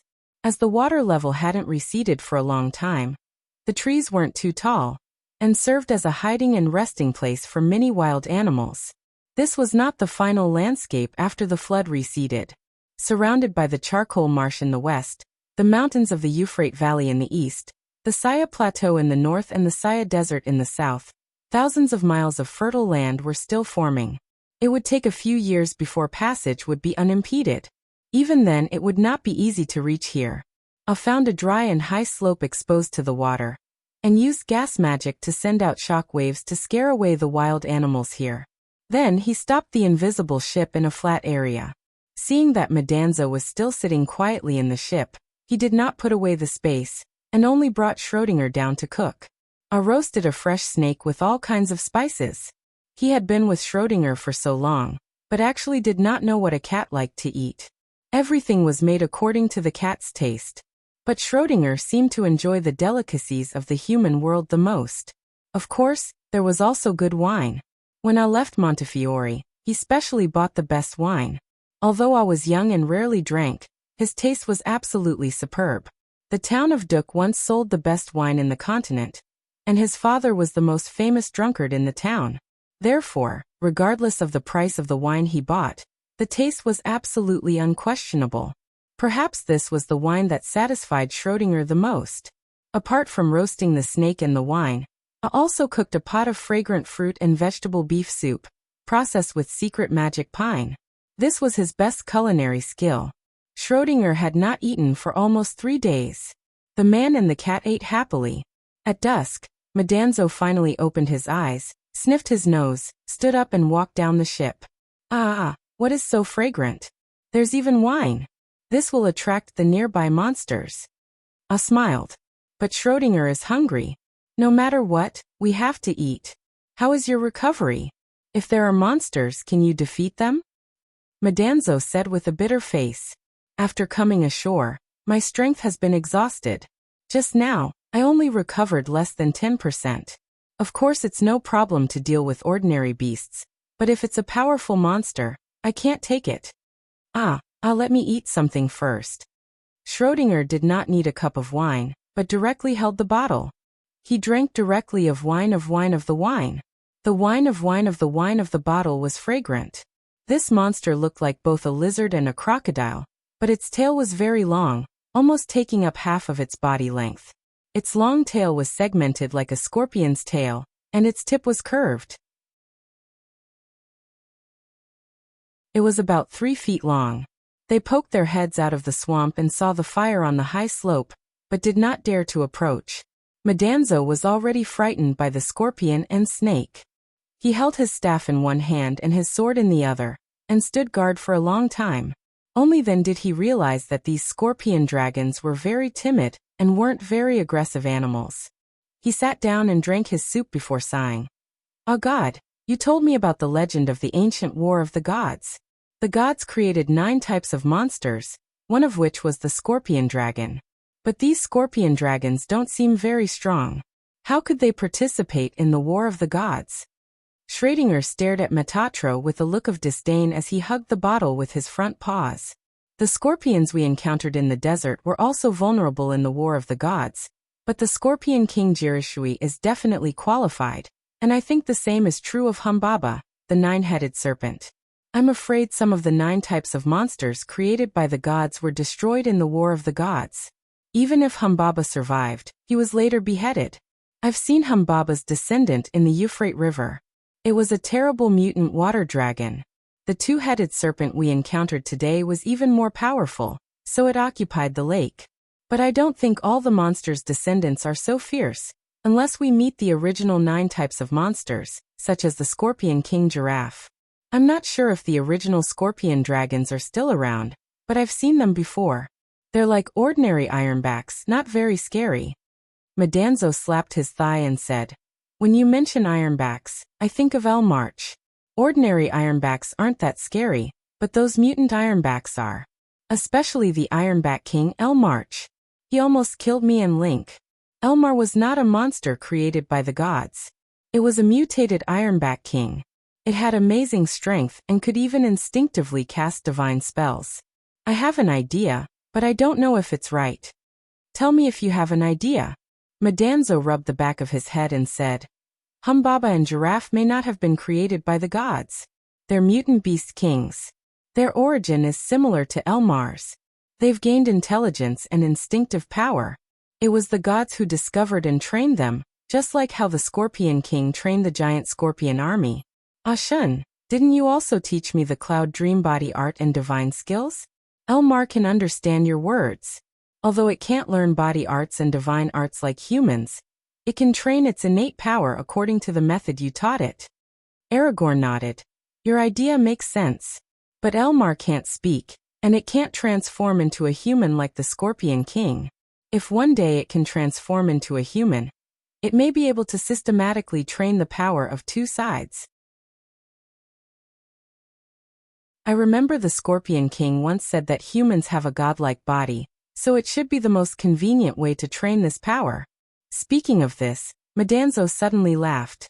Aragorn glared at him and said, "Your laugh is so strange. What are you thinking about? Why do I feel that it's not a good idea?" Metatro chuckled and said, "I still don't know if Elmar is male or female. If he can transform into a human one day, I don't know if he'll be a man or a woman. He can't be like those scorpions who stroll around naked. If such a day really comes, won't you become one of those ancient gods who created monsters?" Aragorn also laughed. "I'm also curious. Let's wait and see." This time when we go to Link's tribe, I plan to let Link teach Elmar how to write. It will be more convenient for him to learn more advanced magic in the future. I have seen the ancient books of shape-shifting magic in the Temple of Isis. Its foundation is message magic. It starts as an illusion, but when it reaches a higher level, it becomes more than just an illusion. I always feel that it is not for humans to practice. If Elmar can learn it, I can let him try. Madanzo asked curiously, "Can the Ironback also write?" "It can't speak yet." "Aragorn can try. Elmar is a mutant Ironback king. It can also understand my words." At the same time, Aragorn glanced at Schrödinger and thought to himself, "This cat can't speak either, but it can even write hieroglyphs. It's not impossible for the Ironback." Schrödinger was holding the bottle and drinking happily, ignoring the conversation between the two. Madanzo asked again, "Aragorn, you haven't answered my question yet." "I asked it when I was fighting the two-headed snake. That snake also knows magic, and it is as strong as its physical strength. Is it also practicing the power of two sides? Who taught it?" Aragorn fell into deep thought. After a long time he replied, "Maybe it is just an instinctive awakening of power. Elmar can also use skills similar to earth elemental magic, but it was not the priests who taught them the power. They don't have systematic experience, so it is very difficult for them to master the power. But on the other hand, they are not bound by experience, so they don't care about body arts or magic. Instead, they practice the power of two sides." Madanzo frowned and said, "Elmar's situation was like this at the beginning. Is it the same for Humbaba and the Scorpion King? If Elmar didn't meet you, I'm afraid he will always be an Ironback in the pool." Scorpion King and Humbaba may have been taught by the gods. They are not human, so their path of practice is also different from that of humans. The so-called power of two sides is just my conclusion. It doesn't matter what it is called. The gods don't want it to be spread in the human world, so we have to be careful. Madanzo nodded and said, "I've always been careful. Even in front of Princess Cicely, I didn't show any flaws. You should remind Link." In fact, I've always thought that the two-headed snake's death was not worth it. If it didn't chase us, everyone would be safe. It is not as good as the Scorpion King, but at least it knows how to negotiate. A sighed and said, "It had gained simple intelligence and realized that it had grasped great power. It had desires that were beyond its animal instincts, so it became the king of the lake. However, this power ended up harming itself in the end," Madanzo said. "It must have thought that it has us, so it chased us relentlessly. But it didn't expect you to kill it in one move." Aragorn suddenly thought of something, and solemnly warned, "I've told you before, try not to kill. If you have to kill, try to use your strongest power. But sometimes, the strongest power is also the weakest power. If you fight endlessly and launch countless attacks, the power you use will be much greater than a fatal blow. We will encounter monsters along the way. If we fight like this every time, I'm afraid we won't be able to reach our destination. We have to be careful and try not to get into any conflicts. It's best if we don't fight." They continued their journey after dawn. After walking for nearly 100 miles through the swamp, they arrived at a grassland and shrubs. This land had only been out of the water for less than a year, so it had yet to form a lush forest. As they walked through the shrubs and weeds, Aragorn kept the invisible ship. He didn't want to waste his magic power for nothing. There were many wild buffaloes on the grassland. They were as tall as a human, and their curved horns extended forward. They were very docile, leisurely grazing in herds. Madanzo said, "The horns of these buffaloes are really special. If they charge in herds, it would be a very terrifying scene." "Are they the descendants of one of the 9 legendary monsters, the wild buffaloes?" Aragorn replied, "I've seen these buffaloes in the mountains. They usually don't attack people, but when they are disturbed and run in herds, their hooves and horns are very dangerous. Let's stay away from them and not provoke them." They quietly passed through the herd of buffaloes. Madanzo suddenly opened his mouth and pointed into the distance. "Aragorn, what do you see over there?" There was another buffalo in the distance. It was much larger than a male elephant, and its huge horns were curved like a giant bow. The tips of its horns gleamed with a cold light. As it walked through the grassland, it looked like a moving mountain. It was a very frightening sight. However, many birds landed on its body. The giant buffalo looked very peaceful. It looked up at Aragorn and Medanzo in the distance, then lowered its head and continued to nibble on the shrubs as if nothing had happened. Aragorn said, "This must be the legendary wild buffalo." Medanzo stuck out his tongue. "That's a really big word. Could it be the wild buffalo created by the gods?" Aragorn didn't look like it. The 9 monsters created by the gods all had the power to participate in the War of the Gods. This buffalo should be its descendant, or a variant of the wild buffalo king. We can just go around it. Be careful, don't step on cow dung. The 2 of them passed through the grassland. The soil in front of them became wet again, and when they stepped on it, it would sink up to their knees. However, this kind of mud could not hinder Aragorn and Medanzo. They only left 2 lines of shallow footprints on the muddy ground, and their figures gradually disappeared into the distant horizon. A night passed, but the footprints did not completely disappear. At noon the next day, 2 black dots appeared on the horizon. The black dots quickly grew bigger. It was actually Medanzo and Aragorn who had returned, and they were still running. An unpleasant hissing sound came from behind them. When they looked up, they saw a terrifying scene. A monster was in hot pursuit. It was the legendary giant swamp snake. This serpent wasn't as large as the 2-headed serpent, but it was still over 60 feet long. Its body was as thick as a bucket, and there was a foot-tall bright red tumor on its head, shaped like a male's crown. What was more frightening was that although the snake did not have a long body, it had a pair of membrane-like wings. When spread out, they were more than 30 feet wide, like the wings of a giant bat. Its tail dragged along the ground as it swam, while its upper body flapped its wings to soar in the air. The flapping of its wings carried fine wind blades, slicing up grass and shrubs wherever it passed.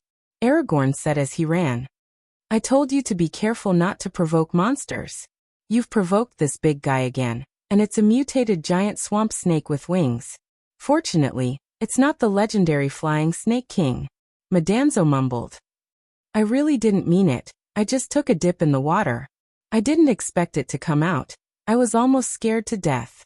Aragorn, "I told you to handle it, and you did it just like that?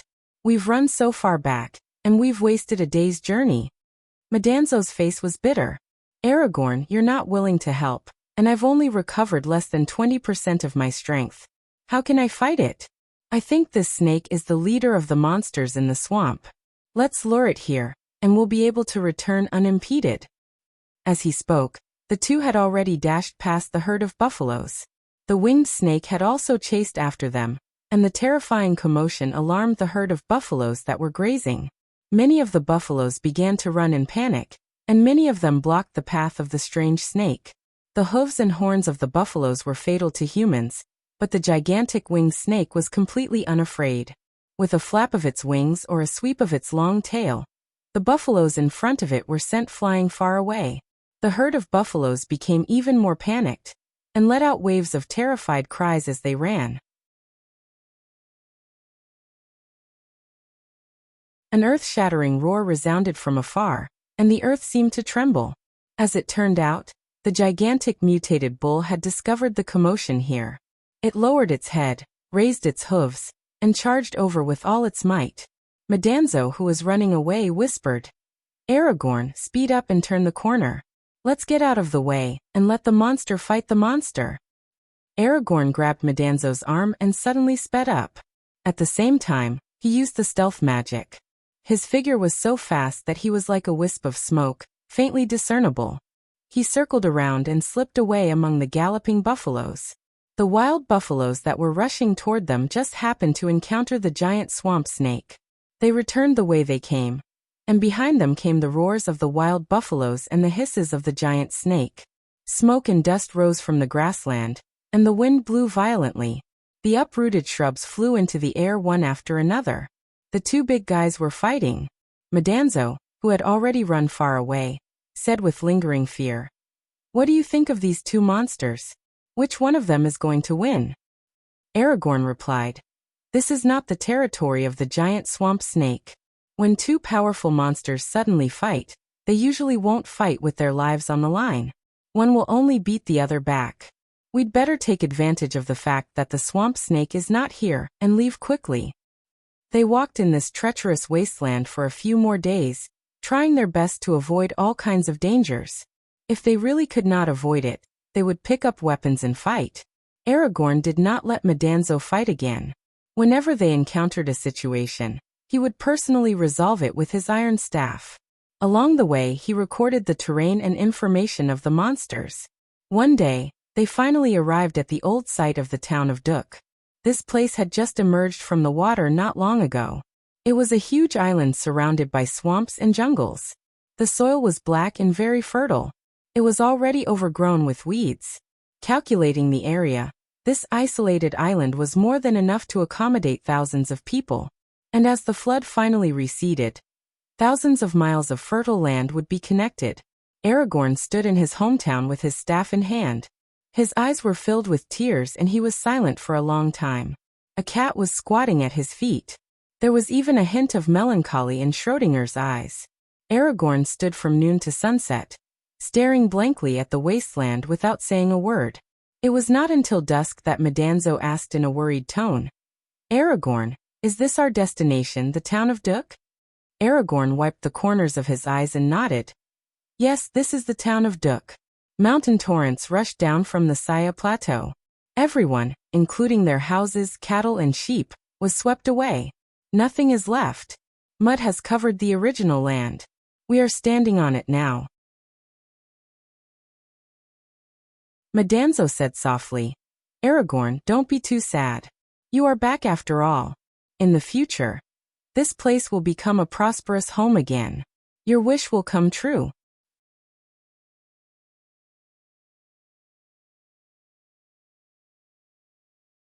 Chapter 111. That night, they rested on the land of Duk. Amon and Madanzo talked about the other purpose of this trip, which was to bring the people of Link's tribe here to build a village. The cavemen lived a hard life in the mountains. There was no suitable land for farming, and hunting was dangerous. Since the flood, many roads in the mountains had been cut off. Many beasts had become extinct. Some caveman tribes had been completely wiped out. Link's tribe lived in an even more difficult environment.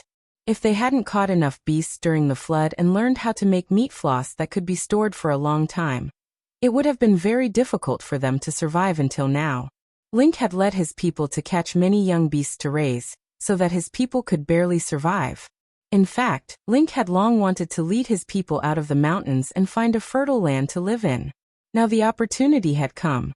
He reminded Amon, "You said that this land belongs to the Dushans, and you want the cavemen to build a village here. Won't there be any conflicts between your people and Link's people?" Amon asked Metatro. "You said that this land belongs to the Dushans." Amon replied, "I've thought about this a long time ago. Don't worry. The land of Duk, including the farmlands and mines outside the town, can be checked. There used to be more than 2,000 people living here, but now there are less than 100 of them. These lands belong to them, and Link's people will not occupy them. The fertile land that has surfaced is much larger than the original Duk land. Link's people can cultivate and reproduce for generations." Madanzo narrowed his eyes. "It's not easy for dozens of people to come all the way here. It's true that someone should build a village first to provide shelter. This place is full of monsters. We need to unite to survive and have a better future." Amon nodded. "The monsters are not the only threat. As the flood recedes, this place will become 1,000 miles of fertile land, which can accommodate millions of people. I'm afraid that no power on the continent will give up this territory, so there will be disputes. But no matter what, my people only built their homes. Madanzo, I have a mission for you. When Link and the others arrive, help Link train warriors, forge weapons, and build defenses. Make all the necessary preparations. They are the best craftsmen." When the sun rose the next day, Amon set off again with Schrödinger on his shoulder. Leaning on his iron stick, he crossed several swamps still surrounded by water, and entered the jungles of the Euphrates Valley, just as he did when he first left Duk. Madanzo advised, "Don't you want to stay in your homeland for a few more days?" Amon replied, I'm already here, and I'll be back again. I know how to remember it. After the flood, many roads in the mountains were cut off. In many places, narrow lakes were formed between two mountains. Amon and Madanzo took turns to take the mountain road and the water road. Finally, they reached the plateau where Link's tribe was located. When they appeared at the entrance of the tribe, everyone was stunned. The whole tribe came to greet them. They knelt together as if they were welcoming the arrival of a god. Madanzo hid in a corner, embarrassed, but Schrödinger squatted there and accepted the people's worship. Link hurriedly ran out of the house without putting on his pants. He separated the crowd and grabbed Amon's sleeve. My God, you're finally back. We've been waiting for you every day. That night, just outside the big cave where the bonfire was burning, the whole tribe held a grand carnival. Amon and Link discussed the relocation, and the cavemen readily agreed. They couldn't wait to leave immediately the next day. Amon, however, told Link not to worry and to leave in 2 months. The whole tribe needed to be prepared for the migration, and Madanzo also needed to recover his strength here. After nearly 2 years, Link had already achieved the 5th level of the power of 2 sides. When he heard that Madanzo had also achieved the 5th level, he said proudly, "It seems that we're about the same. You've been staying with Ammonius all the time, but you're not much stronger than me." Amon smiled and said, "Really? You'll know about Madanzo's situation soon. You haven't forgotten to work hard." Link replied, "Of course. Since you left, I haven't stopped practicing the power of 2 sides for a day." Amon nodded with satisfaction. "That's good. You'll have a test soon. What about Elmar, the Ironback King? I heard that you can't find an opponent in the mountains to train with, so you often practice with Elmarch." Link replied with some embarrassment. "Originally, if it was a one-on-one fight, I would be a little stronger than Elmar, but he also has the help of 4 big Ironbacks, so they are a little stronger than me together." Amon smiled. "Don't say it, I understand all. You didn't take advantage of him once. I'll give you a task during this time. Don't fight with Elmar anymore. Teach him to write, just like I taught you." Link opened his mouth wide and shouted, "What? Teach Elmar to write? Can the Ironbacks also write?" Madanzo slapped him. "Why not? We met the Scorpion King in the desert, and he could talk in human form. There were 2 female scorpions in human form next to him. You didn't see them. They came out without clothes and their bodies." Amon interrupted him. "Elmar is very smart. You are still no match for him, which means that he understands what I taught him at the beginning, and is also practicing in his own way. It's not impossible for him to learn to write. In the future, he is more likely to be as powerful as the Scorpion King, and be the best guardian of his people." Link asked, "You also met the Scorpion King? The experience of leaving the mountains was really wonderful. You must tell me about it."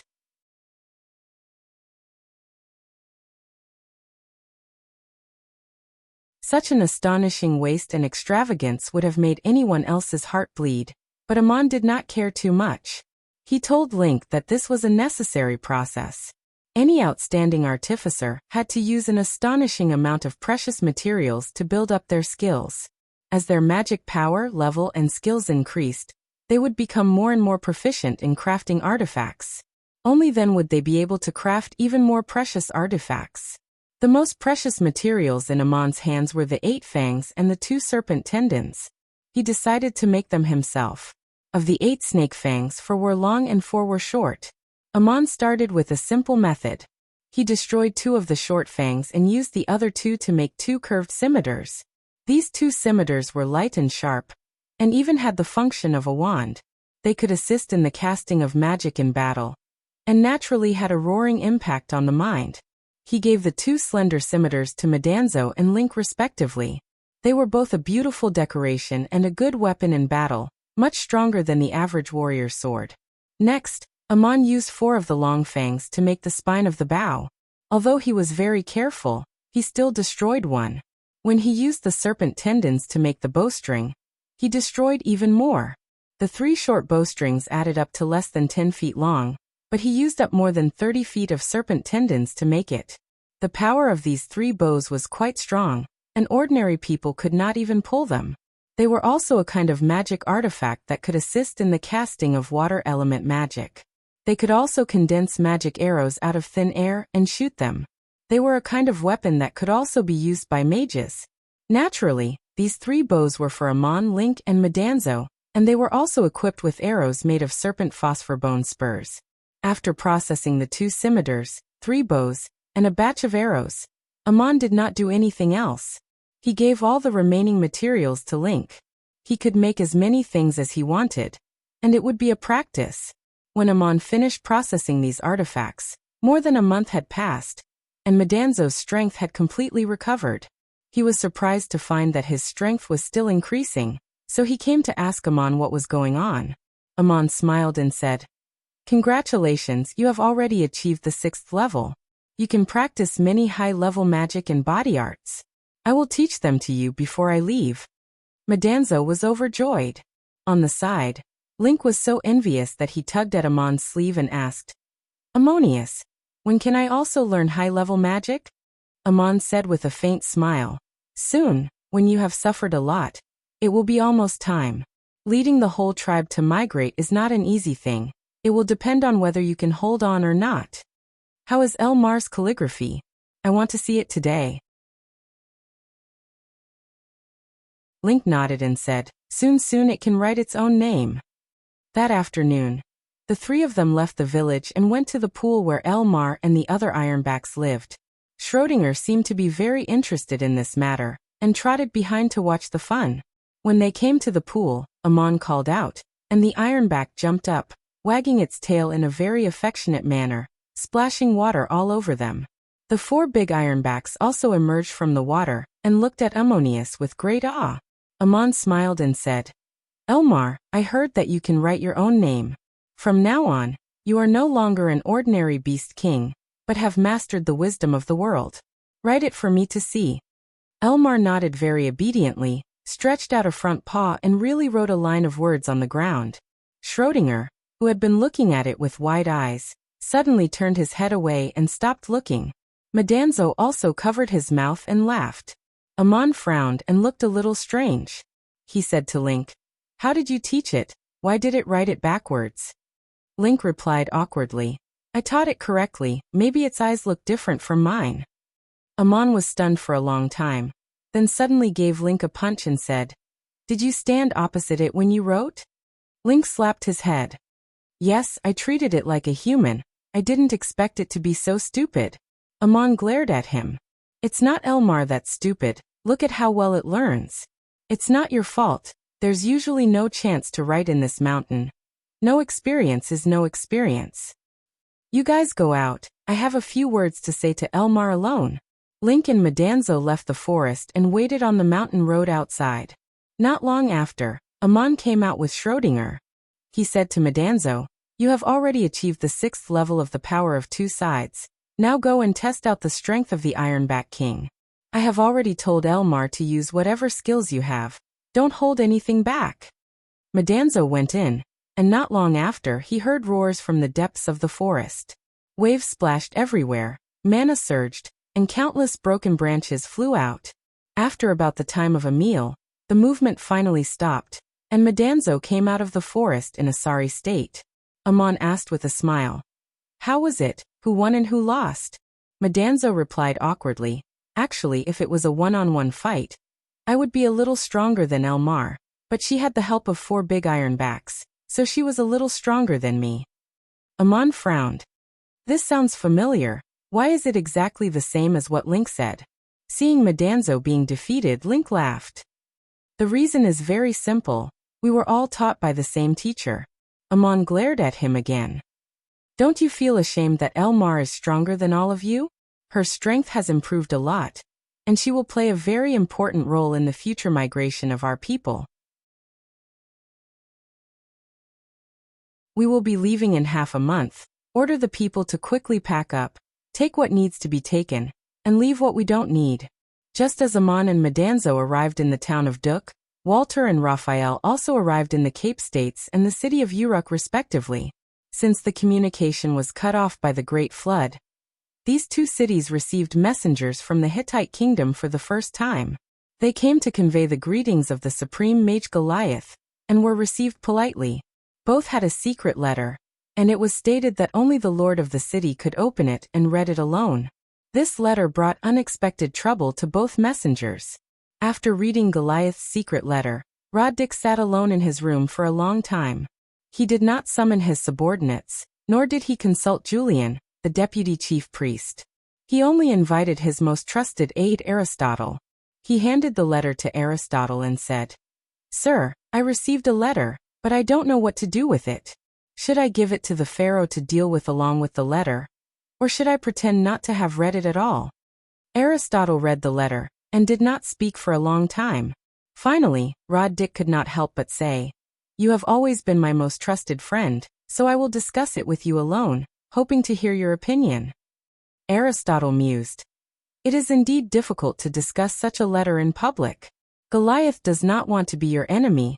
The 9th level Supreme Mage only told you about the future he foresaw and made a suggestion. Roddick sighed. I have also heard of what is about to happen in the land of Marduk, but I am only the Lord of Cape. Although I do not want to see it, I am powerless to stop the disputes between states. Aristotle. But Goliath wants to stop it, so he made such a suggestion. I am a person from afar, and from the point of view of a bystander, this Supreme Mage's compassion is admirable. As for whether it will succeed or not is another matter. At least he wants to do so. Roddick smiled bitterly. I can't consider his suggestion, and I don't even want people to know that I have heard of it, but I don't want to offend Goliath either, so what do you think should be done? Aristotle thought for a moment and replied. Goliath also foresaw that a war between Hittite and Igut is about to break out, which I am afraid neither you nor he can stop. His suggestion can also be considered after the war, when the situation may be different, and there may not even be a need to consider his suggestion. You do not have to give any reply for the time being. You're tuning in to the Lime's Wuxia Whispers YouTube channel. We're so grateful for your support, and don't forget to subscribe to join us on this incredible journey through captivating stories. Your generosity through donations truly makes a world of difference, as it's the primary source of revenue that allows me to expand and enhance this channel for you. Thank you from the bottom of my heart for being a part of this adventure.